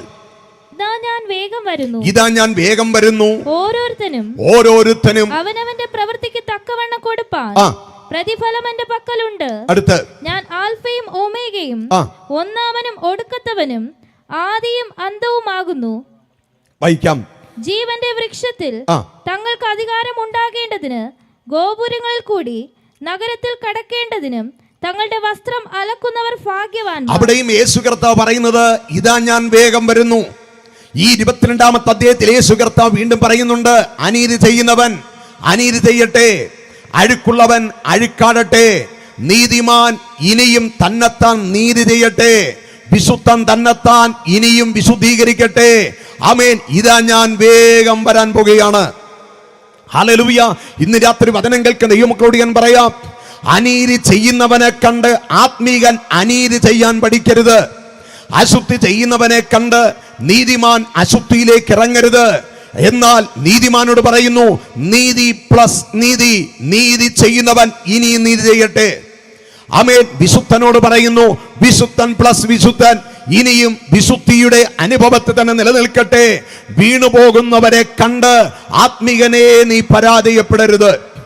കഴിഞ്ഞ ചില ദിവസങ്ങൾക്ക് മുമ്പ് ഞങ്ങളുടെ വിശ്വാസ കുടുംബങ്ങളിൽ ചിലർ സോഷ്യൽ മീഡിയയിൽ കണ്ട ചില വീഡിയോസും ചില ഫോട്ടോസും ഒക്കെ കൊണ്ടുവന്ന് കാണിച്ചിട്ട് പറഞ്ഞു, കണ്ടോ പാസ്റ്ററെ, വീണവരുടെ ലിസ്റ്റ്, ഇതൊക്കെയാണ് സംഭവിക്കുന്നത്, ഇതൊക്കെയാണ് ആത്മീയരുടെ ഇടയിൽ നടക്കുന്നത്. ഇതൊക്കെ പറയുമ്പോൾ ഞാൻ അവരെ നോക്കി പറഞ്ഞത്, നിങ്ങൾ ഇതുവരെ കണ്ടതെല്ലാം വീണവരുടെ ചരിത്രമാണ്. നിങ്ങൾ ഇതുവരെ കണ്ട വീഡിയോ എല്ലാം വീണവരുടെ വീഡിയോകളാണ്. നിലനിൽക്കുന്നവരുടെ വീഡിയോ ആരും പുറത്തുവിടില്ല. നിങ്ങൾ വീണവരെ നോക്കി നടക്കരുത്, ജീവിക്കുന്നവരെ നോക്കി നടക്ക്. ഹല്ലേലൂയ. നമ്മൾ പലപ്പോഴും ഇന്ന് ആത്മീയ അനുഭവത്തിന് വീണുകൊണ്ടിരിക്കുന്നത് വീണവരെ നോക്കി നടക്കുക. മുമ്പേ നടന്നവർ വീഴുമ്പോൾ സ്വാഭാവികമായി കാലുവഴുതാൻ സാധ്യതയുണ്ട്. നോട്ടമൊന്ന് മാറ്റി വിശ്വാസത്തിന്റെ നായകനും പൂർത്തി വരുത്തുന്നവനുമായി യേശുവിനെ നോക്കുവാൻ ഇന്ന് രാത്രി സന്നദ്ധരാക്. പ്രിയ ദൈവ സദസ്സിനോട്, ഈ ശബ്ദപരിധിക്കുള്ളിൽ ഞങ്ങൾ ശ്രമിക്കുന്ന ആത്മീകരോട് ഞാൻ വിളിച്ചു പറയുന്നു, വീണവരെ നോക്കി നിങ്ങളാരും യാത്ര ചെയ്യരുത്. ജീവനോടെ നിലനിൽക്കുന്നവരെ നോക്കി യാത്ര ചെയ്യുക. ഹല്ലേലൂയ. വീണവരെ നോക്കി യാത്ര ചെയ്തവരാരും ലക്ഷ്യപൂർത്തിയിലെത്തിയിട്ടില്ല. ഇന്ന് രാത്രി എത്ര പേര് തയ്യാറാകും? വീണവരെ ഞങ്ങൾ നോക്കുന്നില്ല, വിശ്വാസത്തിന് വേണ്ടി നിൽക്കുന്നവരെ നോക്കും, വിശ്വാസത്തിന്റെ നായകനെ ഞങ്ങൾ നോക്കും. ഞങ്ങളുടെ കാൽ ഇടറിപ്പോകാതെ വണ്ണം ഞങ്ങളെ തന്നെ സൂക്ഷിച്ച് യാത്രയാകും. അപ്പോൾ എൻ്റെ നാഥൻ എത്രയും വേഗം വരാൻ പോകുക. എൻ്റെ നാഥൻ വരുന്നു എന്നതിന് യേശു കർത്താവ് തന്ന അനവധി നിരവധി അടയാളങ്ങൾ മത്തായി സുവിശേഷം 24-ാമത്തെ അധ്യായത്തിൽ നമ്മൾ വായിക്കുന്നുണ്ട്. ക്രിസ്തുവോട് പറഞ്ഞതായ 1-2 കാര്യങ്ങൾ ശ്രദ്ധിക്കണം. 24-ാമത്തെ അധ്യായം 33-ാമത്തെ വാക്യം ഒന്ന് വായിച്ചുള്ളൂ. മത്തായി സുവിശേഷം 24-ാമത്തെ അധ്യായം 33-ാമത്തെ വാക്യം. അങ്ങനെ നിങ്ങൾ ഇതൊക്കെയും കാണുമ്പോൾ അവൻ അടുക്കെ വാതിൽക്കൽ തന്നെ ആയിരിക്കുന്നു എന്ന് അറിഞ്ഞുകൊള്ളുവിൻ. ഇവിടെ വായിക്കുന്ന ഇതൊക്കെ നിങ്ങൾ കാണുമ്പോൾ അവിടുന്ന് വിദൂരത്തിലല്ല, വാതിൽക്കലാകുന്നു എന്ന് നിങ്ങൾ അറിയണം. എന്ത് കാണുമ്പോൾ? യേശുമായി 24-ാമത്തെ അധ്യായത്തിൽ പറയുന്ന ആ ഭാഗത്തെ 3ആയി നമുക്ക് തിരിച്ച് ചിന്തിക്കാനായിട്ട് കഴിയും. ഒന്നാമത്തെ ഭാഗം അവിടെ പറഞ്ഞിരിക്കുന്നത് ഭൂലോകത്ത് സംഭവിക്കുന്നതായ കാര്യങ്ങൾ. അവിടെ യേശു കർത്താവ് പറയുന്ന കാര്യങ്ങൾ ഇങ്ങനെയാണ്. ആമേൻ. കള്ള ക്രിസ്തുക്കൾ അനേകർ എഴുന്നേൽക്കും, ഞാനാണ് ക്രിസ്തുവെന്ന് പറഞ്ഞ് അനേകർ വരും, നിങ്ങൾ ഇടറിപ്പോകരുത്. കള്ളപ്രവാചകന്മാർ ധാരാളം എഴുന്നേൽക്കും, നിങ്ങൾ അവരുടെ പിന്നാലെ പോകരുത്. ആവർത്തന പുസ്തകം 13-ാമത്തെ അധ്യായത്തിൽ ഇപ്രകാരം പറയുന്നുണ്ട്.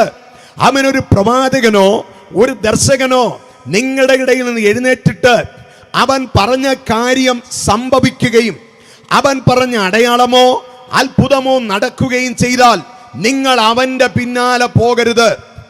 സ്തോത്രം. തിരുവെടുത്തവിടെ പറയും. ആവർത്തന പുസ്തകം 13-ാമത്തെ അധ്യായത്തിലെ കാര്യമാണ് ഞാൻ ഈ പറയുന്നത്.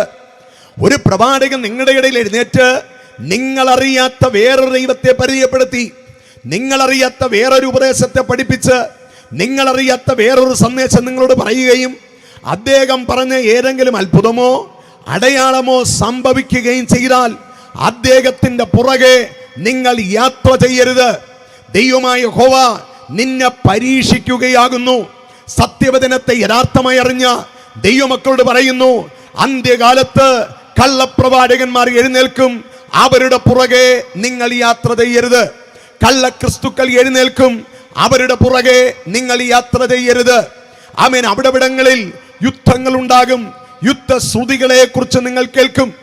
ജാതി ജാതിയോട് എതിർക്കും, രാജ്യം രാജ്യത്തോട് എതിർക്കും. ആമേൻ. അവിടവിടെ ഭൂചലനങ്ങൾ ഉണ്ടാകും. ഇതൊക്കെ കാണുമ്പോൾ ഈറ്റുനോവിന്റെ ആരംഭമാണിത്. ഇത് കാണുമ്പോൾ ഞാൻ വാതിൽക്കലായിരിക്കുന്നു എന്നറിയുക. പ്രിയരെ, കഴിഞ്ഞ നാളുകളായി നടന്നു വരുന്ന യുദ്ധങ്ങളെ കുറിച്ചുള്ള അറിവ്, യുദ്ധശ്രുതികള് നമ്മൾ കേട്ടുകൊണ്ടിരിക്കുക, കലാപങ്ങൾ നമ്മൾ കേട്ടുകൊണ്ടിരിക്കുക. ദൈവജനത്തിന് വിപരീതമായി ജനത തലപൊക്കിക്കൊണ്ടിരിക്കുക, പ്രതിസന്ധികൾ വർദ്ധിക്കുക.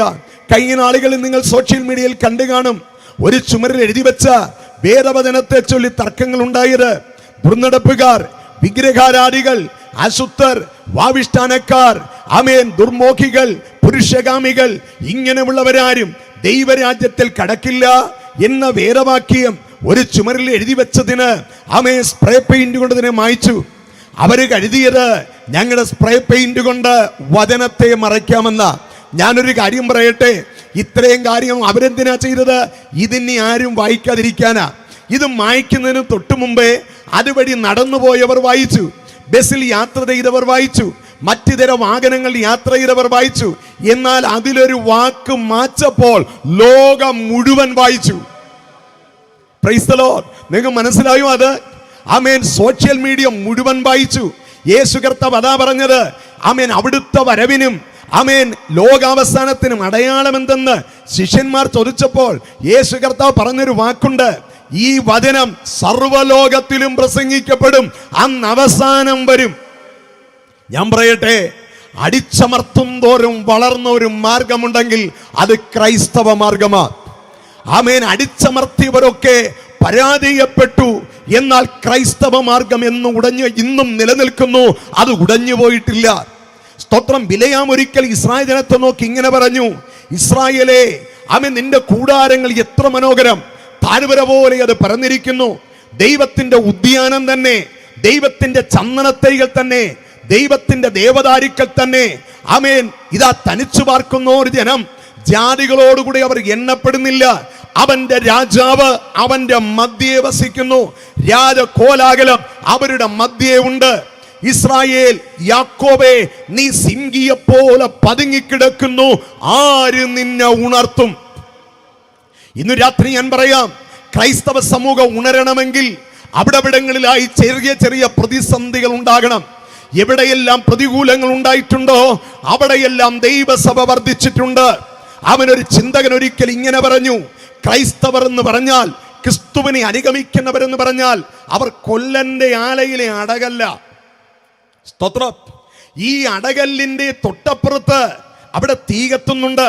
എത്രയോ ഇരുമ്പ് കഷ്ണങ്ങൾ, അമേൻ അമേൻ സ്തോത്രം, അമേൻ പച്ചിരുമ്പ് തുടങ്ങിയ പലതും ആ തീക്കകത്തിട്ട് ചുട്ട് അവൻ അതിനെ പഴിപ്പിച്ച് കൊണ്ടുവന്ന് കൊടിലുകൊണ്ടെടുത്ത് ഈ അടകല്ലിന്മേൽ വെച്ച് പല ചുറ്റികകൾ കൊണ്ട് ആഞ്ഞടിച്ചിട്ടുണ്ട്.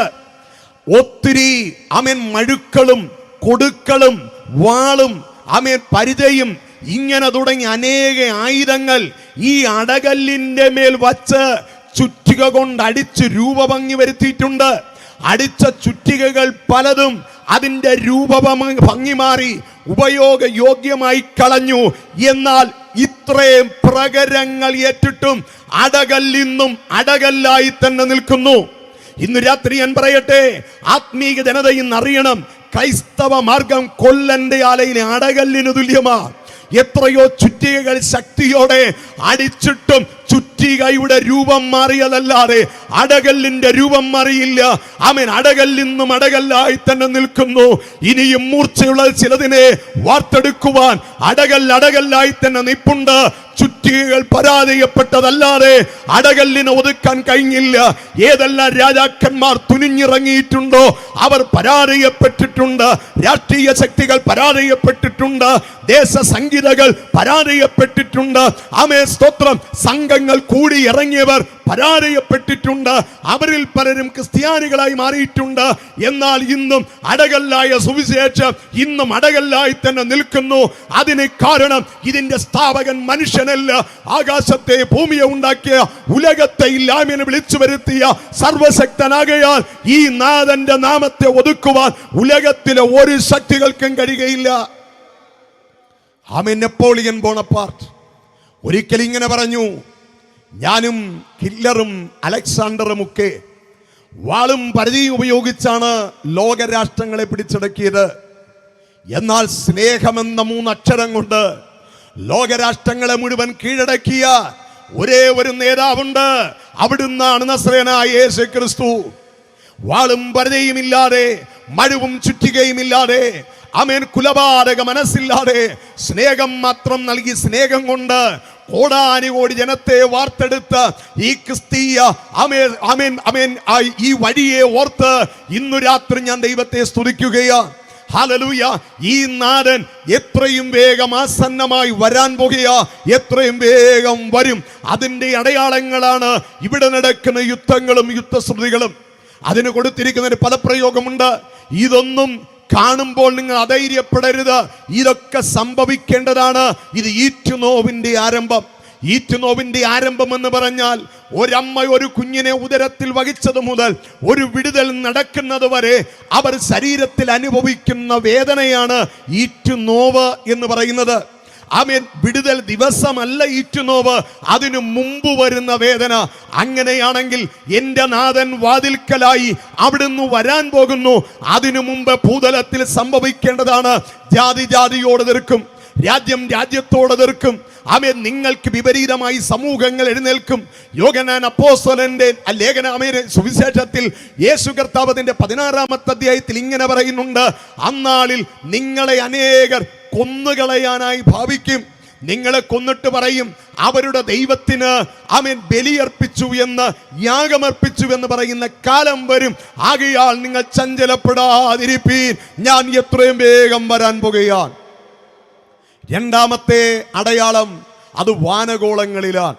വാനഗോളങ്ങളിലെ അടയാളത്തെക്കുറിച്ച് യേശു ഇങ്ങനെ പറഞ്ഞു, ഇന്ന് കാണുന്ന സൂര്യൻ കരിമ്പടം പോലെ കറുക്കാൻ പോകുകയാണ്.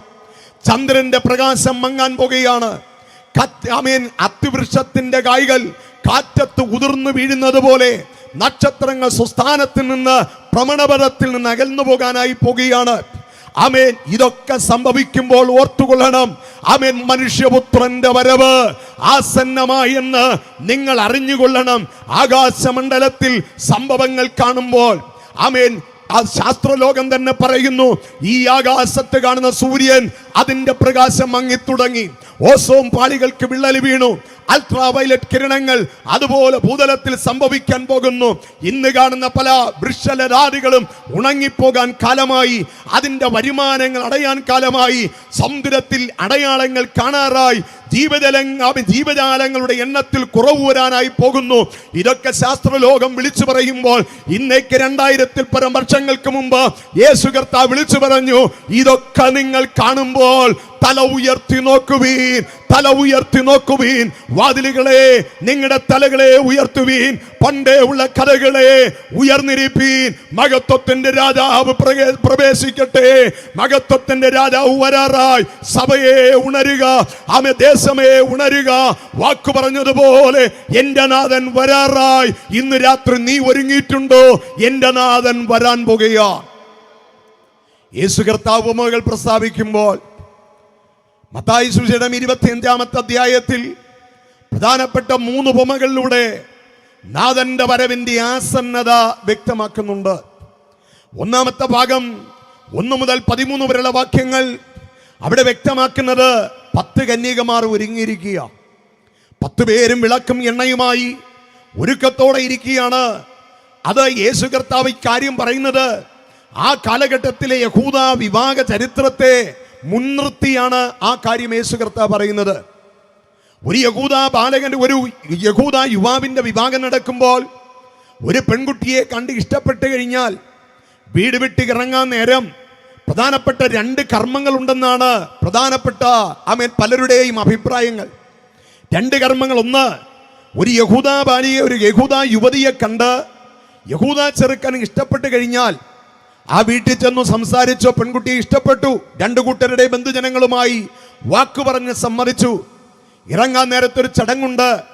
ഒരു വിളക്ക്, അവനൊരു പാത്രത്തിൽ എണ്ണ നിറച്ച ഒരു പാത്രം, ഈ പാത്രവുമായി വന്ന് നിൽക്കുന്ന ഈ പെൺകുട്ടിയുടെ കയ്യിൽ നിന്ന് ഈ വിളക്കും എണ്ണയും ആ യുവാവ് വാങ്ങിയിട്ട് ഈ വിളക്കിലേക്ക് എണ്ണ അല്പം പകരും. എന്നിട്ട് തൻ്റെ കൈകൊണ്ട് ആ വിളക്കിനെ തെളിയിക്കും. അതിനുശേഷം ഈ വിളക്കും ഈ എണ്ണയുമായി അവൾ വീട്ടിൻ്റെ അകത്തേക്ക് പ്രവേശിക്കും. ഇത് തൻ്റെ വിവാഹം നടക്കുന്ന ദിവസം വരെ തൻ്റെ റൂമിൽ ഈ വിളക്ക് കത്തിക്കൊണ്ടിരിക്കും. അവിടെ പ്രതീക്ഷ, ഞാൻ ഇഷ്ടപ്പെട്ട, എന്നെ ഇഷ്ടപ്പെട്ട എൻ്റെ മണവാളൻ എത്രയും വേഗം വരും എന്നുള്ളതാണ്. എന്താണ് ആ മണവാളന്റെ പ്രത്യേകത എന്ന് ചോദിച്ചാൽ, എബ്രായ ലേഖനം 7-ാമത്തെ അധ്യായം 26-ാമത്തെ വാക്യം വ്യക്തമാക്കുന്നു, ഇങ്ങനെയുള്ള മഹാപുരോഹിതനല്ലോ നമുക്ക് വേണ്ടിയത്, നിർമ്മലൻ, നിർദോഷൻ, പവിത്രൻ, സ്വർഗത്തേക്കാൾ ഉന്നതനായവൻ, മറ്റ് പുരോഹിതന്മാരെ പോലെ ആണ്ടുതോറും തനിക്കായിട്ടും പിന്നെ ജനത്തിനായിട്ടും യാഗമർപ്പിക്കേണ്ട ആവശ്യമില്ലാത്ത സൗന്ദര്യപൂർണനായ ആ മണവാളനായ ക്രിസ്തുവിനെ പ്രതിനിധീകരിച്ചുകൊണ്ട് ഈ പെൺകുട്ടി വളരെ പ്രത്യാശയോടെ കാത്തിരിക്കുകയാണ്. എന്നെ കണ്ടേച്ചു പോയ മണവാളൻ വരും. ഇനി പോകാൻ നേരത്തെ ഒരു വാക്ക് പറഞ്ഞിട്ട് പോകും, വീട് പണിയാൻ പോവുക, പണി പൂർത്തിയായാൽ ഉടൻ നിന്നെ ഞാൻ വന്ന് വിളിച്ചുകൊണ്ട് പോകും. യഹൂദന്റെ പാരമ്പര്യം അങ്ങനെയാണ്. വിവാഹം കഴിഞ്ഞ് കുടുംബ വീട്ടിലല്ല അവർ പോകുന്നത്, വാടക വീട്ടിലുമല്ല. അപ്പം കുടിയനായതുകൊണ്ട് ഞാൻ വാടകയ്ക്ക് ഒരു വീടെടുത്തിട്ടുണ്ട്, അവിടെ പോകാമെന്ന് പറഞ്ഞ പരിപാടി അവിടെ നടക്കില്ല. അവിടുത്തെ പദ്ധതി വിവാഹത്തിന്റെ ദിവസം ആ പെൺകുട്ടിയെ കണ്ടത് മുതൽ വിവാഹം നടക്കുന്ന ദിവസത്തിനകത്ത് ഒരു വീട് അവൻ സ്വന്തമായി പണിതിരിക്കണം. അതാണ് യോഹന്നാന്റെ സുവിശേഷം 14-ാമത്തെ അധ്യായത്തിൽ യേശു കർത്താവ് വാക്യത്തെ മുൻനിർത്തി ഇങ്ങനെ പറഞ്ഞത്, പരിചയമുള്ള ചരിത്രരേഖകളെ മുൻനിർത്തി പറഞ്ഞത്, നിങ്ങളുടെ ഉള്ളം കലങ്ങിപ്പോകരുത്, എന്നിൽ വിശ്വസിപ്പീൻ, എന്റെ പിതാവിൽ വിശ്വസിപ്പീൻ. എന്റെ പിതാവിന്റെ ഭവനത്തിൽ അനേക വാസസ്ഥലങ്ങളുണ്ട്, ഇല്ലെങ്കിൽ ഞാൻ നിങ്ങളോട് പറയുമായിരുന്നു. ഞാൻ സ്ഥലമൊരുക്കുവാൻ പോകുക, പോയി സ്ഥലമൊരുക്കിയാൽ ഞാൻ ഇരിക്കുന്ന ഇടത്ത് നിങ്ങളും ഇരിക്കേണ്ടതിന് പിന്നെയും വന്ന് ഞാൻ നിങ്ങളെ ചേർക്കും. ഇന്ന് രാത്രി മനസ്സിലാക്കൂ, നമ്മുടെ പ്രത്യാശയും നമ്മുടെ പ്രതീക്ഷയും എന്റെ നാഥൻ പോയതുപോലെ വരും എന്നത്. ഇന്ന് രാത്രി ഒരു സന്ദേശം കൂടെ ഞാൻ നിങ്ങളോട് വിളിച്ചു പറയാം. പ്രിയരെ, പലപ്പോഴും ഇന്നത്തെ കൺവെൻഷൻ വേദികളിൽ നമ്മൾ കേൾക്കുന്നത്, നീ പ്രാർത്ഥിക്ക്, ഇന്ന് ഈ മീറ്റിംഗ് കഴിയുന്നതിന് മുമ്പേ നീ പ്രാർത്ഥിച്ചു കൊണ്ടിരിക്കുന്ന വിഷയമായ വീടിന്റെ വിഷയം നടക്കും, നീ പ്രാർത്ഥിച്ചു കൊണ്ടിരിക്കുന്ന വാഹനത്തിന്റെ വിഷയം നടക്കും, ജോലിയുടെ വിഷയം നടക്കും. ഭൗതികത മാത്രം പ്രസംഗിച്ച് നാഥന്റെ വരവിനെ കുറിച്ചൊരു വാക്ക് പറയാതെ അതിനെക്കുറിച്ചുള്ള ദർശനം നഷ്ടപ്പെട്ടവരായി ഈ ലോകത്തിൽ എക്സ്പയറായി പോകുന്ന വസ്തുതകളെ മുൻനിർത്തി ജനത്തിന്റെ പരമാർത്ഥ മനസ്സ് ഇളക്കി വിടുമ്പോൾ ഇന്നു രാത്രി ഞങ്ങൾ ഇതിന്റെ വക്താക്കളല്ല. ദൈവവചനം കേൾക്കുന്ന ദൈവജനത്തോട് ഞാൻ പറയാം, ഇവിടെ വീട് തരാൻ ദൈവം വിശ്വസ്തൻ. നമ്മൾ വിശ്വസ്തയോടെ കർത്താവിനെ സേവിക്കുമെങ്കിൽ മുമ്പ് അവിടുത്തെ രാജ്യവും നീതിയും അന്വേഷിപ്പീൻ, അതോടുകൂടെ ഇതൊക്കെ നൽകുമെന്ന് വാക്കുപറഞ്ഞ നാടൻ. തിന്നാനുള്ളത്, കുടിക്കാനുള്ളത്, ഉടുക്കാനുള്ളത്, പാർക്കാനുള്ളത്, നിനക്ക് യാത്രയ്ക്കുള്ളത്, ഉപജീവന മാർഗത്തിനുള്ളത് തുറന്നു തരാൻ ഞങ്ങൾ പ്രസംഗിക്കുന്ന യേശു ശക്തൻ. ഈ കൺവെൻഷൻ യോഗം വീട് തരുന്ന മാർഗം പറഞ്ഞു തരാനുള്ളതല്ല. ഈ കൺവെൻഷൻ യോഗം ജോലി തരുന്ന മാർഗം പഠിപ്പിക്കുന്നതല്ല. ഈ യോഗം രോഗസൗഖ്യത്തിന് വേണ്ടി മാത്രം വെച്ചതല്ല.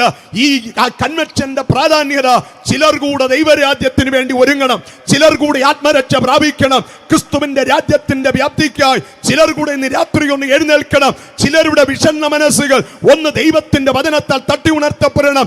അന്ധമായ കണ്ണുകളൊന്ന് തുറക്കണം, ഹൃദയദൃഷ്ടി പ്രകാശിക്കണമെന്നതാണ്. അതിവിടെ സംഭവിക്കും, അതിന് ഒരു മാറ്റവും വരില്ല. ഇന്ന് രാത്രി ഞാൻ നിങ്ങളോട് പറയാം, വാഗ്ദത്ത നാടായ കനാനിലേക്ക് പോകാൻ ഇസ്രായേൽ ജനത്തെ മിസ്രയീമിന് അത്യുന്നതനായ ദൈവം വിളിച്ചിറക്കി കൊണ്ടുവരുമ്പോൾ അവരോട് പറഞ്ഞില്ല മന്ന തരാം പോരെ, അവരോട് പറഞ്ഞില്ല കാടപ്പക്ഷിയെ തരാൻ പോരെ, അവരോട് പറഞ്ഞില്ല തീക്കൽപ്പാറയിലെ വെള്ളം തരാൻ പോരെ, തേയാത്ത ചെരുപ്പും വീങ്ങാത്ത കാലും പഴകാത്ത വസ്ത്രവും തരാൻ പോരെ എന്നല്ല വിളിച്ചത്. വാഗ്ദത്ത കനാൻ, പാലും തേനും ഒഴുകുന്ന ദേശം. ആമേൻ. കനാന്യർ, ഹിവ്യർ, യെബൂസ്യർ, പെരിസ്യർ തുടങ്ങിയ അനാക്യ ശക്തികൾ കൊടികുത്തി വരുന്ന പൈശാചിക ആധിപത്യങ്ങൾ നിലനിൽക്കുന്ന അന്യാരാധന ശക്തിയുടെ കേന്ദ്രത്തിൽ നിന്ന് മന്ത്രവാദിയെയും ശകുനവാദിയെയും ആഭിചാരകനെയും നിത്യ പൂജക്കാരനെയും മക്കളെ ഹോമം ചെയ്യുന്നവനെ നീക്കിക്കളഞ്ഞിട്ട് നിങ്ങളെ കൊണ്ടുപോയി പാർപ്പിക്കുക എന്നതാണ് എൻ്റെ ആശ. വരാൻ മനസ്സുണ്ടോ? ഹല്ലേലൂയ. ഇറങ്ങി തിരിച്ചവർക്കുള്ള ദൈവിക പ്ലാനാണ് പ്രഭാതം തോറും നൽകുന്ന മന്ന. ഇറങ്ങി തിരിച്ചവർക്കുള്ള കരുതലാണ് തീക്കൽപ്പാറയിലെ വെള്ളം. ഇറങ്ങി തിരിച്ചവർക്കുള്ള ദൈവിക സംരക്ഷണതയാണ് തേയാത്ത ചെരുപ്പ്, വീങ്ങാത്ത കാല്, പഴകാത്ത പഴകാത്ത വസ്ത്രം, മുകളിലേക്ക് നോക്കിയാൽ മേഘസ്തംഭം, അഗ്നിസ്തംഭം, പരിപാലനത്തിന്റെ കരുതല്, കരുണ. ഇന്നു രാത്രി കനാനിലേക്കുള്ള യാത്രയ്ക്ക് ഇറങ്ങി തിരിച്ചവർക്ക് ദൈവം ഇത്രയും സംരക്ഷണത നൽകിയെങ്കിൽ കാലാകാലങ്ങളിലായി വിശുദ്ധ വിളികേട്ട് ഇറങ്ങി തിരിച്ച ദൈവ പൈതലേ, നിങ്ങൾക്ക് വേണ്ടി കരുതാതെ പോകുമോ? അവിടുന്ന് അനാഥനായി നിങ്ങളെ വിടുമോ? ഒരിക്കലുമില്ല. വിശ്വസ്തയോടെ ഈ നാഥനെ സേവിപ്പാൻ നമ്മൾ തയ്യാറെങ്കിൽ നമ്മൾ ചോദിക്കുന്നതിലും നിനയ്ക്കുന്നതിലും അത്യന്തം പരമായി നിങ്ങൾക്ക് വേണ്ടി, തലമുറകൾക്ക് വേണ്ടി സകലതും ഈ ഭൂമിയിലും വരുവാനുള്ള രാജ്യത്തിലും തരാൻ ഞങ്ങൾ ഉയർത്തുന്ന നാഥൻ ശക്തൻ. രാത്രി എത്ര പേർക്ക് വിശ്വാസമുണ്ട്?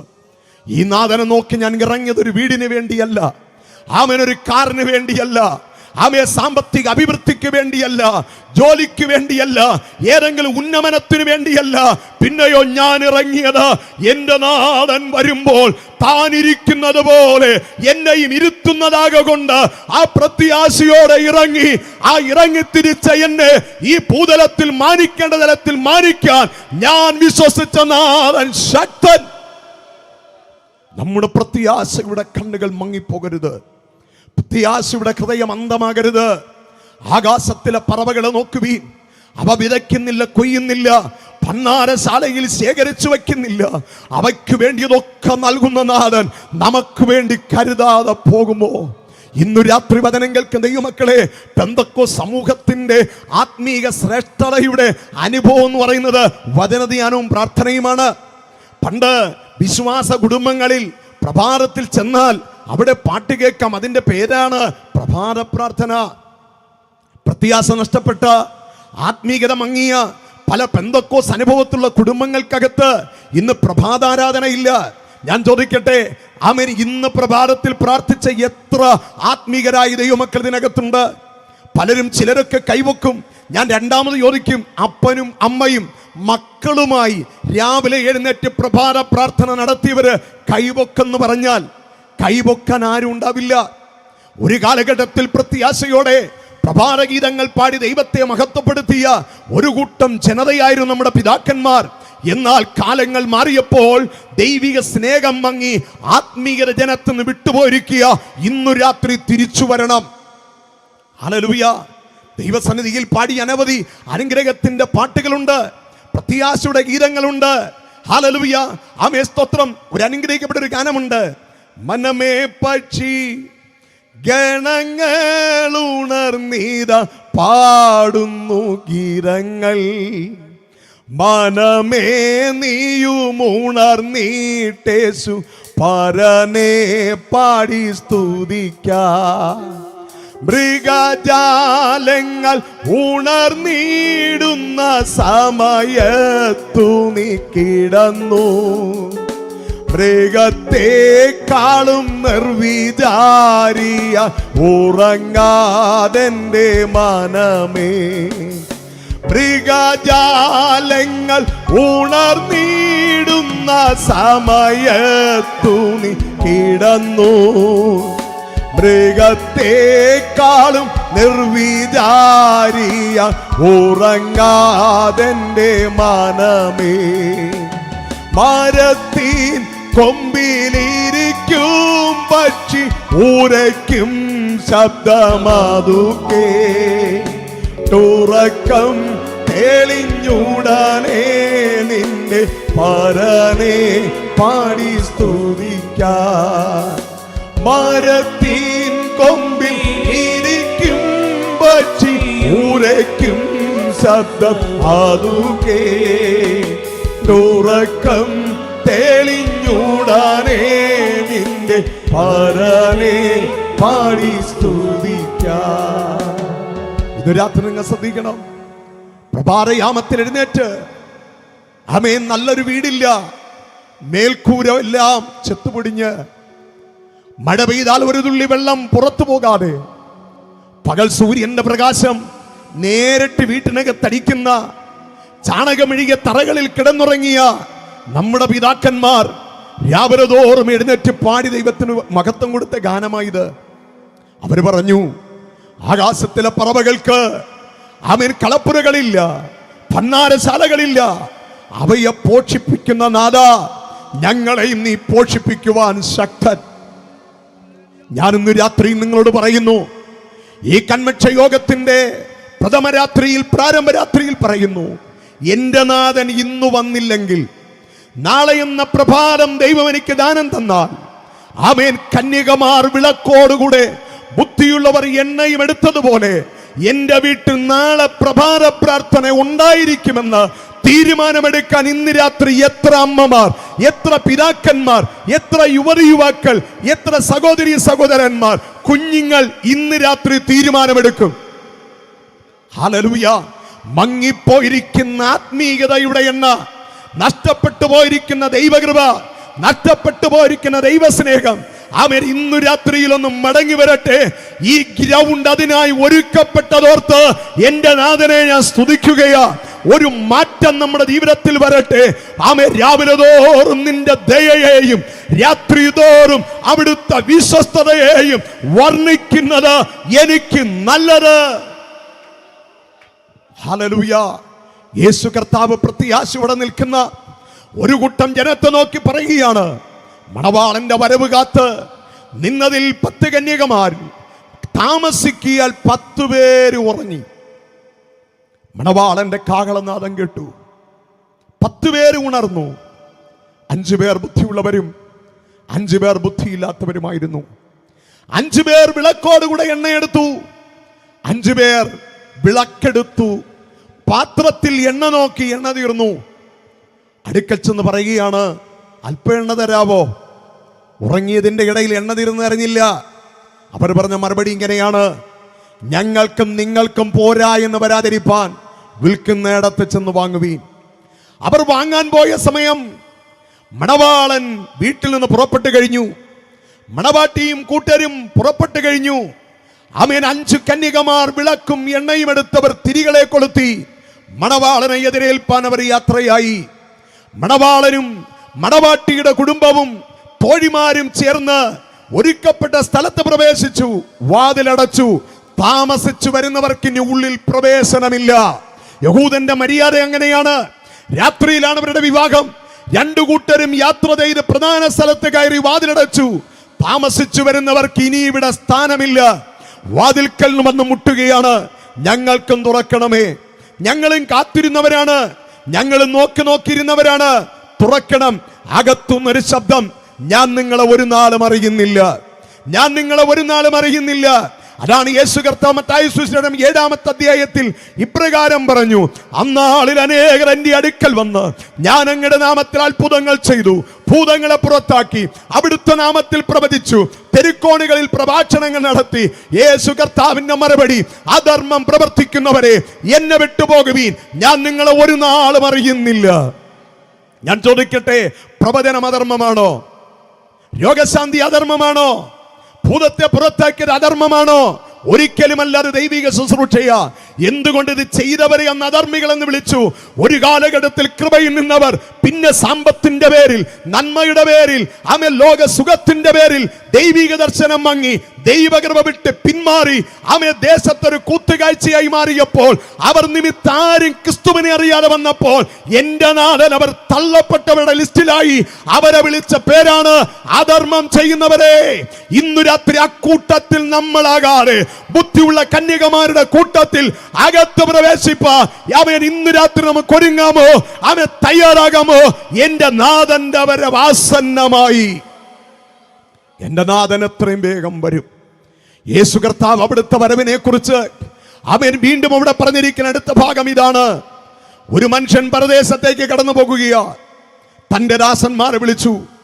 ഓരോരുത്തരുടെയും പ്രാപ്തിക്കനുസരിച്ച് ഒരുത്തന് 1 താലന്ത്, ഒരുത്തന് 2 താലന്ത്, വേറൊരുത്തന് 5 താലന്ത്. ഓരോരുത്തർക്കായി കൈമാറി. അതിനെക്കുറിച്ച് ചരിത്ര ഭാഗങ്ങൾ വായിച്ചപ്പോൾ കണ്ടത് ഇങ്ങനെയാണ്. 1 താലന്ത് എന്ന് പറഞ്ഞാൽ ഏകദേശം നീണ്ട 15 വർഷത്തെ അധ്വാന ഫലമാണ്. ഓരോ ദിവസവും എണ്ണി നീണ്ട 15 വർഷത്തോളം ഒരു മനുഷ്യൻ കഠിനാധ്വാനം ചെയ്തിട്ട് ആ നന്മയെ കൊണ്ടുപോയി പ്രത്യേക ഒരു സ്ഥലത്ത് അദ്ദേഹം നിക്ഷേപിക്കാറുണ്ട്. ഇത് ഇരട്ടിയായി പലിശയോടെ പിന്നെ വന്ന് അദ്ദേഹം വാങ്ങാറുണ്ട്. ഈ നല്ല യജമാനൻ വീട് വിട്ട് പുറത്തു പോകുമ്പോൾ തന്റെ ദാസന്മാരെ വിളിച്ചു. ഒരുത്തന് 1 താലന്ത്, ഒരുത്തന് 2 താലന്ത്, വേറൊരാളിന് 5 താലന്ത്. ഇതിന്റെ 2 ആത്മീക വശങ്ങൾ ഞാൻ നിങ്ങളോട് പറയാം. ഇതവരെ ഏൽപ്പിച്ചിട്ട് പറഞ്ഞു, നിങ്ങൾ പോയി വ്യാപാരം ചെയ്യണം. അദ്ദേഹം ഏറിയ നാളുകൾക്ക് ശേഷം വന്നു. 5 താലന്ത് കിട്ടിയവൻ 5 കൂടം നേടി കൊണ്ടുവന്ന് കൊടുത്തു. യേശു പറഞ്ഞ ആ യജമാനൻ പറഞ്ഞ വാക്കുകൾ ഇങ്ങനെയാണ്: നല്ലവനും വിശ്വസ്തനുമായ ദാസനെ, നിന്നെ അല്പത്തിൽ വിശ്വസ്തനായി അധികത്തിൽ ഞാൻ നിന്നെ വിചാരകനാക്കും. എന്റെ സ്വസ്ഥതയിൽ പ്രവേശിക്കാം. 2 കിട്ടിയവൻ 2 കൂടെ നേടി വന്നു. അവനോടും പറഞ്ഞു, നല്ലവനും വിശ്വസ്തനുമായ ദാസനെ, നീ അല്പത്തിൽ വിശ്വസ്തനായിരുന്നു, അധികത്തിൽ നിന്നെ ഞാൻ വിചാരകനാക്കും. 1 കിട്ടിയവൻ വന്നു. അദ്ദേഹം പറഞ്ഞ വാക്കുകൾ ഇങ്ങനെയാണ്: അങ്ങ് വിതയ്ക്കാത്തടത്തുനിന്ന് ചേർക്കുന്ന, വിതയ്ക്കാത്തടത്തുനിന്ന് കൊയ്യുന്ന, വിതരാത്തടത്തുനിന്ന് ചേർത്തുകൊള്ളുന്ന കഠിന യജമാൻ എന്നറിഞ്ഞു. ഞാൻ അതിനെ കൊണ്ടുപോയി കുഴിച്ചിട്ടിരിക്കുക. യേശു പറഞ്ഞ മറുപടി: ദുഷ്ടനും മടിയനുമായ ദാസനെ, നീ അത് പൊൻവാണിഭക്കാർക്ക് കൊടുത്തിരുന്നുവെങ്കിൽ പലിശയോടുകൂടെ വന്ന് വാങ്ങുമായിരുന്നല്ലോ. ആമേൻ, സ്തോത്രം. അങ്ങനെ അദ്ദേഹത്തെ തള്ളിയ സ്ഥാനത്തെ കുറിച്ച് പറയുന്നു. കരച്ചിലും പല്ലുകടിയും അവിടെ ഉണ്ടാകും. 2 വസ്തുതകൾ ഇത് വിളിച്ചു പറയുന്നു. 1, ദൈവം ഔദാര്യമായി ആർക്കും കൊടുക്കാതെ എനിക്കും നിങ്ങൾക്കും തന്ന സുവിശേഷത്തിന്റെ ആത്മാവ്. ഹല്ലേലൂയ. ദൈവത്തിന്റെ കൃപ, ദൈവിക വെളിപ്പാട്, ദൈവിക ദർശനങ്ങൾ. ദൈവസന്നിധിയിൽ ഒരു പാപിയായവൻ കയറി വന്നാൽ അവന്റെ തെറ്റുകളെ ബോധ്യപ്പെടുത്തി ദൈവം വാസ്തവമായി ഞങ്ങളുടെ ഇടയിലുണ്ടെന്ന് തെളിയിക്കേണ്ടതിന് കർത്താവ് തന്ന പ്രവചന ശുശ്രൂഷ, വിവിധങ്ങളായ വരങ്ങൾ തന്നിട്ട് ഇതിനെ വ്യാപാരം ചെയ്യാതെ, ഒരു പുരുഷായുസിനകത്ത് ഒരു വ്യക്തിയെ പോലെ ക്രിസ്തുവിന് വേണ്ടി നേടാതെ യാത്ര ചെയ്യുന്ന മനുഷ്യ, നിന്നോട് കണക്ക് തീർക്കുവാൻ എന്റെ നാഥൻ എത്രയും വേഗം വരാൻ പോകുക. രണ്ടാമത്തെ വസ്തുത, ദൈവം ദാനമായി തന്ന തലമുറകളാണ്. 2 പേര്, ചിലർക്ക് 3 പേര്, 4 പേര്. ഞാൻ പറയാം, ഇത് കർത്താവ് തന്ന താലന്തുകളാണ്. അവരുടെ വില ഭൂലോകത്തേക്കാൾ വിലയുള്ളതാണ്. ഞാൻ ചോദിക്കട്ടെ, നമ്മളും നമ്മുടെ തലമുറയും ഇന്ന് വിശ്വാസത്തിലുണ്ടോ? അല്പജനം എന്ന് വെച്ചാൽ 8 പേർ പെട്ടകത്തിൽ കടന്ന് അവർ ജീവരക്ഷ പ്രാപിച്ചു. നോഗയും കുടുംബവും പെട്ടകത്തിനകത്തുണ്ട്. വാത്സല്യ സുഹൃത്തെ, രക്ഷിക്കപ്പെട്ടതിന്റെ പാരമ്പര്യം നമുക്കുണ്ട്. നമ്മൾ കുടുംബമായി വിശ്വാസത്തിലുണ്ടോ? തലമുറകൾ വിശ്വാസത്തിലുണ്ടോ? അവർ പ്രാർത്ഥിക്കുന്നവരാണോ? അവർ ദൈവകൃപയിൽ നിലനിൽക്കുന്നുണ്ടോ? അവർ വചനം വായിക്കുന്നുണ്ടോ? എത്ര പേർ അത് ശ്രദ്ധിക്കുന്നുണ്ട്? ഹല്ലേലൂയ. പ്രവാചകനായ യെശയ്യാവ് 8-ാമത്തെ അധ്യായം 18-ാമത്തെ വാക്യത്തിൽ ഇങ്ങനെ പറഞ്ഞു, ഇതാ ഞാനും യഹോവ എനിക്ക് തന്ന മക്കളും, ആമേൻ, സിയോനിൽ അധിവസിക്കുന്ന സൈന്യങ്ങളുടെ ദൈവമായ യഹോവയാൽ ആമേൻ അനുഗ്രഹിക്കപ്പെട്ടവർ.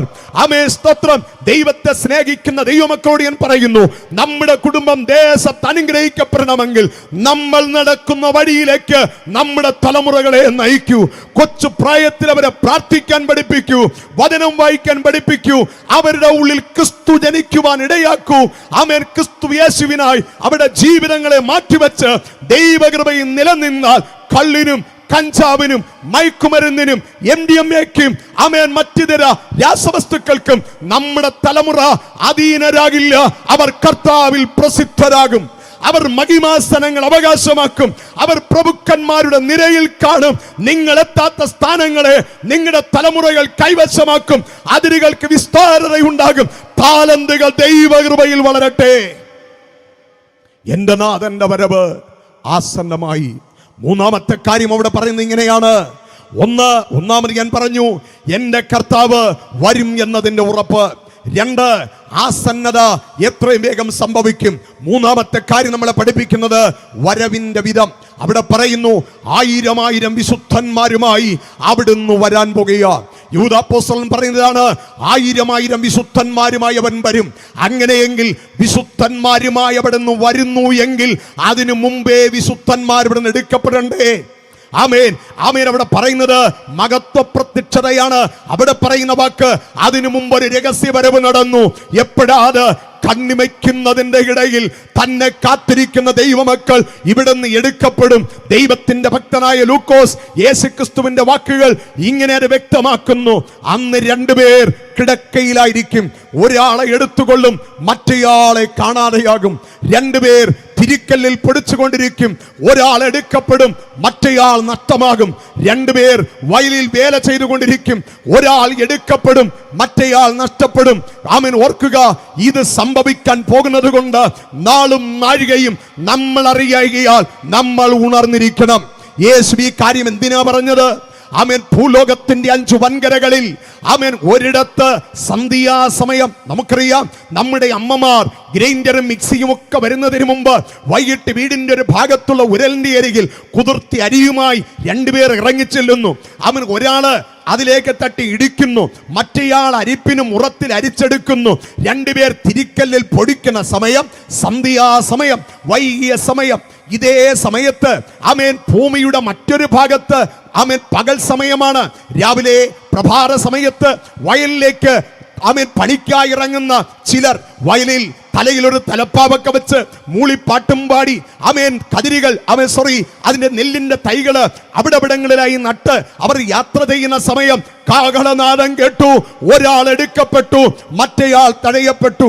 അതേ സമയം ഭൂഗോളത്തിന്റെ മറ്റൊരു ദിശയിൽ അർദ്ധരാത്രി പലരും ഉറക്കത്തിലാണ്. കാഹളനാദം കേട്ടു. ആമേൻ. അകത്ത് കൃപ പ്രാപിച്ചവൻ ഇവിടുന്ന് എടുക്കപ്പെടുന്നു. ആമേൻ. കണ്ണിമയ്ക്കുന്നതിന്റെ ഇടയിൽ, കണ്ണടച്ച് തുറക്കുന്നതിന്റെ ഇടയിൽ കർത്താവ് താൻ ഗംഭീരനാദം മുടക്കും. പ്രധാനത്തിന്റെ ശബ്ദം മുടങ്ങും. ദൈവത്തിന്റെ കാഹളനാദം കേൾക്കും. ക്രിസ്തുവിൽ പ്രത്യാശ വെച്ചവർ അക്ഷയരായി ഇവിടുന്ന് പറന്നുയരും. പ്രാക്കൾ ചിറകെടുത്ത് പറക്കുന്നത് പോലെ ഞങ്ങൾ ഈ ഭൂതലം വിട്ട് പറന്നുയരും. ഞങ്ങളുടെ പ്രത്യാശ ഈ ഭൂമിയിൽ ഒഴുകുന്ന നദിയല്ല, ഞങ്ങളുടെ പ്രത്യാശ ഉയർന്നു നിൽക്കുന്ന മലകളല്ല, ഞങ്ങളുടെ പ്രത്യാശ ഏതെങ്കിലും മരച്ചുവടല്ല, ഞങ്ങളുടെ പ്രത്യാശ കർമ്മകാണ്ഡങ്ങളല്ല, ഞങ്ങളുടെ പ്രത്യാശ എന്റെ നാഥൻ വരും, ഞങ്ങൾ ഇവിടെ നിന്ന് പോയിരിക്കും. ഹല്ലേലൂയ. ഇന്ന് രാത്രി വചനം കേൾക്കുന്ന സഹോദരങ്ങളെ പറയട്ടെ, വാതോരാതെ ആമേ സ്തോത്രം തൊണ്ടയ്ക്ക് റെസ്റ്റ് കൊടുക്കാതെ ഞങ്ങൾ ഈ സന്ദേശം വിളിച്ചു പറയുമ്പോൾ താമസമന്യേ സംഭവിക്കാൻ പോകുക. അന്നാളിൽ ഭൂലോകത്ത് സംഭവിക്കും, എന്റെ നാഥന്റെ വരവിങ്കൽ സംഭവിക്കും. ഹല്ലേലൂയ. ഒരു ദൈവഭക്തനായ മനുഷ്യൻ ഫ്ലൈറ്റിന്റെ പൈലറ്റെങ്കിൽ യാത്ര ചെയ്തുകൊണ്ടിരിക്കുന്ന സമയം കാഹളം ധരിക്കുന്നു, അദ്ദേഹം അക്ഷയനായി മാറുന്നു, ക്ഷയമില്ലാത്തൊരു ശരീരം പ്രാപിക്കുന്നു, ശരീരം വിടുന്നു. ആമേൻ. ഫ്ലൈറ്റ് അപകടത്തിൽപ്പെടുന്നു. ആമേൻ. നൂറുകണക്കിന് ആൾക്കാരെ വഹിച്ചുകൊണ്ട് യാത്ര ചെയ്യുന്ന, ആമേൻ സ്തോത്രം, ചീറിപ്പായുന്ന ഒരു എക്സ്പ്രസ് ട്രെയിൻ, കോ പൈലറ്റ് വിശ്വാസിയാന്ന് കരുതൂ, കാഹളം കേട്ടു, എടുക്കപ്പെട്ടു, ഭയങ്കരമായ ദുരന്തത്തിലേക്ക് കാര്യങ്ങൾ കൈമാറുന്നു. ആമേൻ. ഒരു ഹോസ്പിറ്റലിൽ രക്ഷിക്കപ്പെട്ട ഡോക്ടേഴ്സിനെ കാണാനില്ല, നഴ്സുമാരെ കാണാനില്ല, അഡ്മിറ്റായ രോഗികളെ കാണാനില്ല, കോളേജ് സ്കൂളുകളിൽ ക്രിസ്തുവിനെ കൈക്കൊണ്ട തലമുറകളെ കാണാനില്ല, ടീച്ചേഴ്സിനെ കാണാനില്ല. അന്ന് ദേശത്തുടനീളം സോഷ്യൽ മീഡിയയിൽ കേൾക്കും, ക്രൈസ്തവ സമൂഹത്തിൽ ന്യൂനപക്ഷമായ ഞങ്ങൾ പൊന്തകളെന്ന് വിളിച്ച് പരിഹസിച്ച പെന്തക്കോസ്തുകാർ തട്ടിയും പാടിയും കണ്ട ഗ്രൗണ്ടുകളിലെല്ലാം കൺവെൻഷൻ നടത്തിയും ദേശത്തിലെ കവലകളിൽ പ്രസംഗിച്ചും യാത്ര ചെയ്തവർ പറഞ്ഞു കേട്ടിട്ടുണ്ട്, അവരുടെ പ്രാണനാഥൻ വരും, അവരുടെ പ്രാണനാഥൻ വരും, അവർ പറന്നു പോകുമെന്ന്. അങ്ങനെ സംഭവിച്ചെന്നാ തോന്നുന്നേ. പല വീടുകളും ശൂന്യം, ഹോസ്പിറ്റലുകൾ ശൂന്യം, ആമേൻ, ആശുപത്രികൾ ശൂന്യം. അങ്ങനെ ഒരു നാൾ സമീപിക്കുന്നത് കൊണ്ട് സഭയെ ഉണരുക, ആമേൻ, ജനതയെ ഉണരുക. എന്റെ നാഥൻ വരാറായി. 1000 വിശുദ്ധന്മാർ ഈ ഭൂതലത്തിൽ നിന്ന് പ്രാക്കൾ ഉയരുന്നത് പോലെ ചിറകെടുത്ത് പറക്കാൻ കാലമായി. നമ്മുടെ പ്രത്യാശയുടെ നാഥൻ വരാൻ കാലമായി.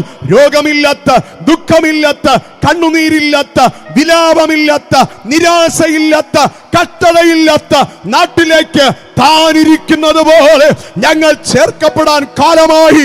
സഭയെ, ദേശമേ, നിങ്ങൾ ഇത് അറിയുന്നുണ്ടോ? നിങ്ങൾ ഒരുങ്ങുന്നുണ്ടോ? എന്റെ നാഥൻ വരാറായി. ഹല്ലേലൂയ. നാലാമത്തെ കാര്യം, എന്തിനവിടുന്ന് വരുന്നു? സകലത്തെയും വിധിപ്പാൻ അവൻ വരുന്നു. ഈ ലോകത്തെ നീതിയോടും ന്യായത്തോടും കൂടെ വിധിപ്പാൻ എന്റെ നാഥൻ വരാൻ പോകുകയാണ്. പ്രവാചകനായ സെക്കരിയാവ് അതിനെ കുറിച്ച് പറയുന്നു.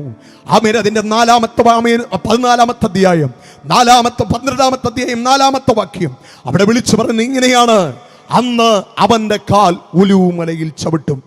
ഒലിവുമല രണ്ടായി കീറിപ്പോകും, 2 ഭാഗങ്ങളായി മാറും.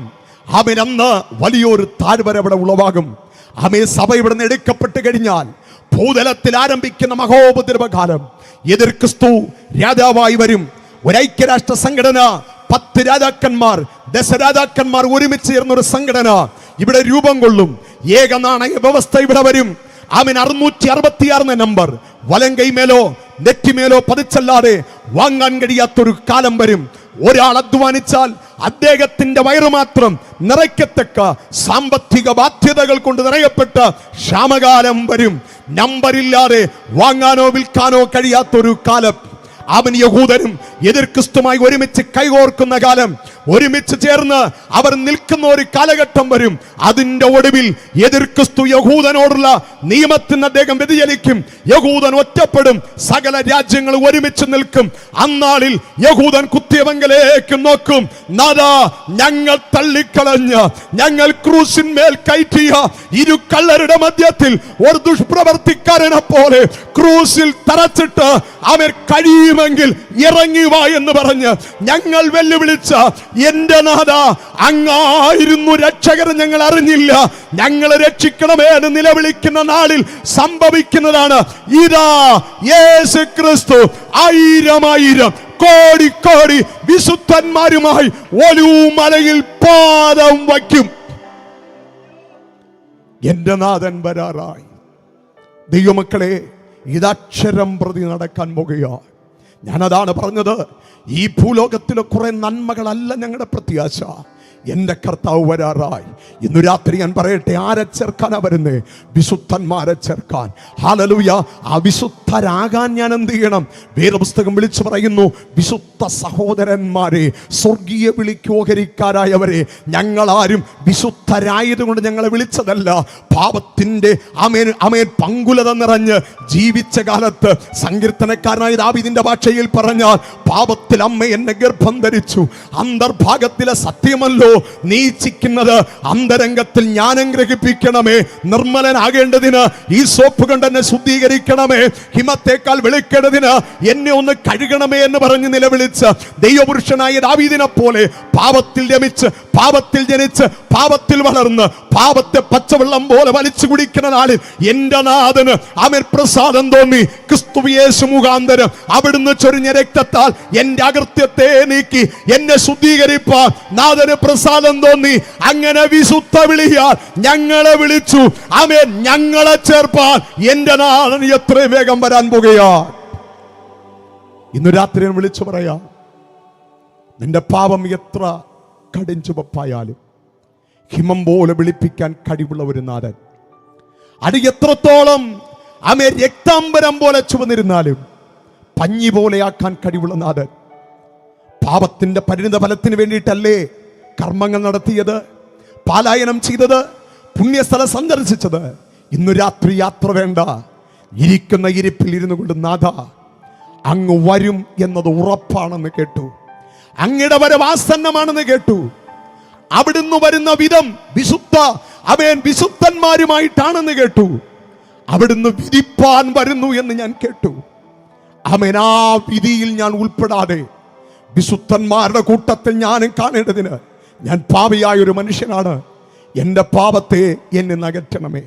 മദ്യപാനം കൊണ്ട് ശരീരത്തെ ഉടച്ച്, മയക്കുമരുന്നുകൾ കൊണ്ട് ശരീരത്തെ പാപത്തിന് വേണ്ടി വിട്ട്, ലോകത്തിന്റെ സകല മോഹങ്ങൾക്കൊത്തവണ്ണം ജീവിക്കുന്ന മനുഷ്യ, ഇന്ന് രാത്രി മടങ്ങി വരാൻ നിങ്ങൾക്ക് ആഗ്രഹമുണ്ടോ? എൻ്റെ പിതാവ് നല്ലൊരു മദ്യപാനിയായിരുന്നു. എൻ്റെ പിതാവിൻ്റെ ഉറ്റ സുഹൃത്ത് തൊട്ടടുത്ത് താമസിക്കുന്നുണ്ടായിരുന്നു. അദ്ദേഹവും മദ്യപാനിയായിരുന്നു.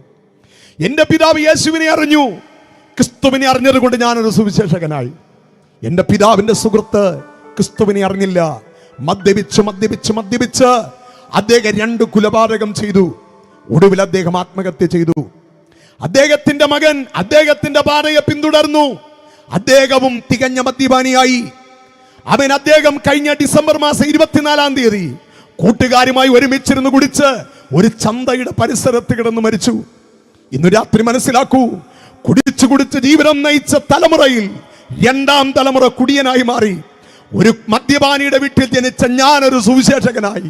പ്രിയ സുഹൃത്തെ, മദ്യപിച്ച് മനോമത്തനായി തലമുറകളെ വഴിതെറ്റിച്ചു കൊണ്ടിരിക്കുന്ന വാത്സല്യ പിതാവേ, ഇതാകുന്നു സുപ്രസാദകാലം, ഇതാകുന്നു രക്ഷാദിവസം.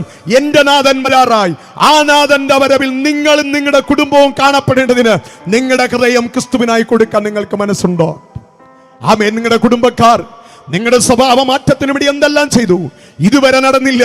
ഇന്നു രാത്രി ഞാൻ നിങ്ങളോട് വിളിച്ചു പറയുന്നു, എന്റെ കർത്താവിന്റെ രാജ്യത്തിൽ നിങ്ങളുടെ കുടുംബവും കാണപ്പെടേണ്ടതിന് യേശു കർത്താവിനായി നിങ്ങളുടെ ഹൃദയത്തെ കൊടുക്കാമോ? യേശുവിനായി നിങ്ങളെ സമർപ്പിക്കാമോ? നോഗ എന്ന ഭക്തന്റെ കാലഘട്ടത്തിൽ പെട്ടകത്തിന്റെ വാതിൽ അടയ്ക്കുന്നതിന് മുമ്പേ ഒരു കുടുംബം അകത്ത് പ്രവേശിച്ചതുപോലെ രക്ഷയുടെ കവാടം അടയ്ക്കപ്പെടാൻ കാലമായി. കൺവെൻഷനുകൾ അവസാനിക്കാൻ കാലമായി. ആമേൻ. പരസ്യങ്ങൾ അവസാനിക്കാൻ കാലമായി. ഞങ്ങളുടെ പ്രത്യാശയായ നാഥന്റെ കാകളനാദം കേൾക്കാൻ സമയമായി. ആമേൻ. കാര്യസ്ഥനായ പരിശുദ്ധാത്മാവ് തനിക്കുള്ളവരെ ചേർത്തുകൊണ്ട് വനങ്ങളെ താണ്ടി കടന്നു പോകാൻ കാലമായി. ആ കൂട്ടത്തിൽ സുഹൃത്തെ, നിങ്ങളെ കാണുവാൻ എന്റെ ദൈവം ആഗ്രഹിക്കുന്നു. ഇന്നു രാത്രി പലപ്പോഴും പെയ്ത മഴ ഭൂമി കുടിച്ചിട്ട് ഉടമസ്ഥന് യോഗ്യമായ സസ്യാറുകളെ പുറപ്പെടുവിച്ചാൽ അനുഗ്രഹമുണ്ടായി. എന്നാൽ മുള്ളും പറക്കാരെയും മുളപ്പിച്ചാലോ അത് ശാപത്തിനടുത്തത്. ചുട്ടികളെ എത്ര അവസാനം വരാനിരിക്കുന്ന ന്യായവിധി ഒഴിഞ്ഞു മാറാൻ ഇന്നു രാത്രി നിങ്ങൾക്ക് ആഗ്രഹമുണ്ടോ? വാത്സല്യ രക്ഷിക്കപ്പെട്ടവരോട് ഞാൻ പറയട്ടെ, പ്രിയരെ, നമ്മളഞ്ഞ രക്ഷയേക്കാൾ രക്ഷയുടെ പൂർണ്ണത വരാൻ കാലമായി. യേശു കർത്താവ് പറഞ്ഞ, അവൻ യോഹന്നാൻ സ്നാപകൻ പറഞ്ഞ ഉദാഹരണം കൂടി ഞാൻ പറഞ്ഞുകൊള്ളട്ടെ.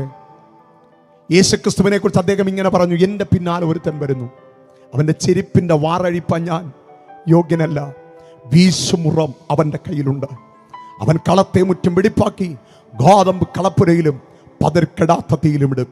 ഓർക്കുക, വയലിൽ നിൽക്കുന്ന ഒരു തണ്ടിൽ നിൽക്കുന്നതാണ് ഗോതമ്പും കതിരും.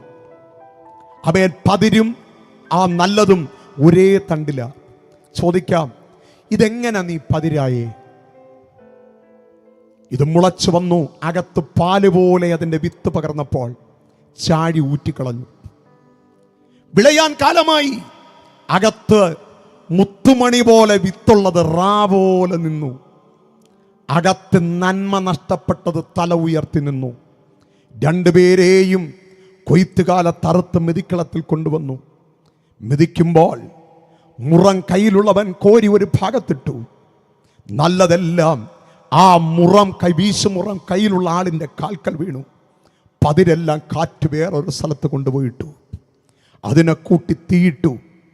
ഇന്നു രാത്രി ഞാൻ പറയാം, കൃപ നഷ്ടപ്പെട്ടവനും ദൈവവചനത്തെ തള്ളിയവരും ആമേൻ എരിയുന്ന തീച്ചുളയിലേക്ക് പോകുന്ന കൂട്ടത്ത് രക്ഷയുടെ അനുഭവം പ്രാപിച്ചിട്ട് അകത്ത് നന്മ നഷ്ടപ്പെട്ട് ക്രിസ്തു നഷ്ടപ്പെട്ട് പതിരായ വിശ്വാസിയും ചെല്ലുന്നത് അതേ സ്ഥലത്താണ്.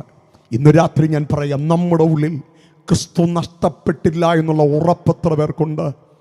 എൻ്റെ ഉള്ളിൽ പരിശുദ്ധാത്മാവിൻ്റെ സാന്നിധ്യമുണ്ടെന്ന് ഉറപ്പുള്ള എത്ര പേരുണ്ട്? ഇന്നു രാത്രി ഒരു സമർപ്പണത്തിലേക്ക് വരാം. പ്രാർത്ഥിക്കുന്നവരെ, ദൈവത്തിനായി നിൽക്കുന്നവരെ, ഒന്നുകൂടെ ദൈവത്തിൽ അടുക്കാൻ, വിശുദ്ധിയിൽ നിൽപ്പാൻ, പ്രത്യാശയിൽ നിൽപ്പാൻ ഇന്ന് രാത്രി തയ്യാറാകാമോ? എൻ്റെ യേശു വരാറായി. അവരുടെ സ്ഥാനം കൊണ്ട് എഴുന്നേൽക്കാമോ? ദൈവകരങ്ങളിലേക്ക് ഇന്ന് രാത്രി നമ്മളെ തന്നെ സമർപ്പിക്കാം. എൻ്റെ നാഥൻ്റെ വരവ് സമീപമാകയാൽ ഈ ശബ്ദപരിധിക്കുള്ളിൽ ഞങ്ങളെ ശ്രവിച്ച വാത്സല്യ സുഹൃത്തുക്കളെ, ഈ ശബ്ദപരിധിക്കുള്ളിൽ അടുത്തും അകലെയുമായി ഞങ്ങളെ ശ്രവിച്ചവരെ, ഞങ്ങളുടെ പ്രത്യാശയായ എൻ്റെ നാഥൻ വരാറായി. ലോകമതിൻ്റെ അന്ത്യത്തിലേക്ക് എത്താറായി. ആമേ ലോക സംഭവങ്ങൾ, ആമേ ചരിത്രപരമായ സംഭവങ്ങൾ, ശാസ്ത്രീയ സംഭവങ്ങൾ അതിന് ഒപ്പുവയ്ക്കുന്നു, അങ്ങനെ തന്നെ നടക്കുമെന്ന്. ആകയാൽ ഇന്ന് രാത്രി നിന്റെ രക്ഷകനെ കണ്ടെത്തുവാൻ നിനക്ക് മനസ്സുണ്ടോ? ഇതിനു വേണ്ടി ചിലവില്ല. വാത്സല്യ സുഹൃത്തെ, യേശുവിനായി നിങ്ങളുടെ ഹൃദയം കൊടുക്കാൻ നിങ്ങൾക്ക് ആഗ്രഹമുണ്ടോ? തികഞ്ഞ മദ്യപാനിയായി ആമേൻ ദോഷങ്ങൾ പ്രവർത്തിച്ച് ലോക ഇമ്പപ്രകാരം നടക്കുന്ന നിങ്ങളുടെ ഹൃദയത്തിൽ, നിങ്ങളുടെ വീട്ടിൽ യേശു ക്രിസ്തുവിനെ നാഥനായി ക്ഷണിപ്പാൻ നിങ്ങൾക്ക് ആശയുണ്ടോ? അവിടെ നിന്ന് രാത്രി ഈ പ്രഭാഷണത്തിലൂടെ നിങ്ങളുടെ ഹൃദയമെന്ന കവാടത്ത് നിന്ന് മുട്ടുകയാ. ദൈവിക സമാധാനം നിങ്ങളുടെ ഉള്ളിൽ തരുവാൻ ആശിക്കുന്നു. നിങ്ങൾക്ക് ആശയുണ്ടോ? ഞങ്ങളൊരു പാട്ടുപാടി ദൈവത്തെ മഹത്വപ്പെടുത്തുന്നതിന് മുമ്പ് നിങ്ങളോട് ഞാൻ ചോദിക്കുന്നു, നിങ്ങൾക്കിന്ന് രാത്രി ആഗ്രഹമുണ്ടോ ഈ യേശുവിനെ കൈക്കൊള്ളാൻ, രക്ഷകനും കർത്താവുമായി കൈക്കൊള്ളാൻ? ഞാൻ നിങ്ങൾക്ക് പറഞ്ഞു തരുന്ന പ്രാർത്ഥനയൊന്ന് ഏറ്റുപറയാൻ നിങ്ങൾക്ക് ആഗ്രഹമുണ്ടെങ്കിൽ എന്നോട് ചേർന്ന് പറയാം. കർത്താവായ യേശുവേ, അങ്ങ് മാത്രം രക്ഷകനെന്ന് ഞാൻ അറിയുന്നു. അങ്ങ് പറഞ്ഞതുപോലെ വന്നു, ഇനിയും വരുമെന്ന് ഇന്ന് രാത്രി പ്രസംഗിച്ച് കേട്ടു. അങ്ങ് എൻ്റെ ഉള്ളിൽ വന്ന് വസിക്കണേ, എൻ്റെ ഭവനത്തിന് നാഥനാകണമേ. സമാധാനമില്ലാത്ത എൻ്റെ വീട്ടിൽ സമാധാനം നൽകണേ, സ്വസ്ഥതയില്ലാത്ത എൻ്റെ വീട്ടിൽ സ്വസ്ഥത നൽകണമേ. അങ്ങന്റെ രക്ഷകനായി മാറണമേ. യേശു ക്രിസ്തുവിന്റെ നാമത്തിൽ ആമേൻ എന്ന് പറയുമ്പോൾ ഇന്നു രാത്രി കർത്താവ് നിങ്ങളുടെ ഹൃദയങ്ങളിൽ വാസം ചെയ്യട്ടെ. രക്ഷിക്കപ്പെട്ടവരോട് ഇന്ന് രാത്രി പറയുന്നു, ആത്മീയ അനുഭവത്തിൽ നിന്ന് പിന്മാറിയ അനുഭവത്തിലാണ് യാത്രയെങ്കിൽ ഇന്നു രാത്രി പൊടികളെ തട്ടി സടകുടഞ്ഞെഴുന്നേൽക്ക്. ആമേൻ, ആമേൻ. പതുങ്ങിക്കിടക്കുന്ന ഇടത്തുനിന്ന് എഴുന്നേൽക്ക്. എൻ്റെ നാഥൻ വരാറായി. എൻ്റെ നാഥൻ വരുമെന്ന് ഉറപ്പാണ്. ആ നാഥനായി പ്രത്യാശിക്കാം. ഹൃദയങ്ങളെ അതിനായി ഒരുക്കാം, ജീവിതങ്ങളെ സമർപ്പിക്കാം. ഏകാഗ്ര ഹൃദയത്തോടെ നാഥന്റെ കരകേൽപ്പിക്കാം. ഒരുമിച്ചൊരു ഗാനം പാടി രാത്രിക്ക് ദൈവത്തിന് മഹത്വം കൊടുക്കാം. കർത്താവ് നമ്മളെ ആശീർവദിക്കട്ടെ.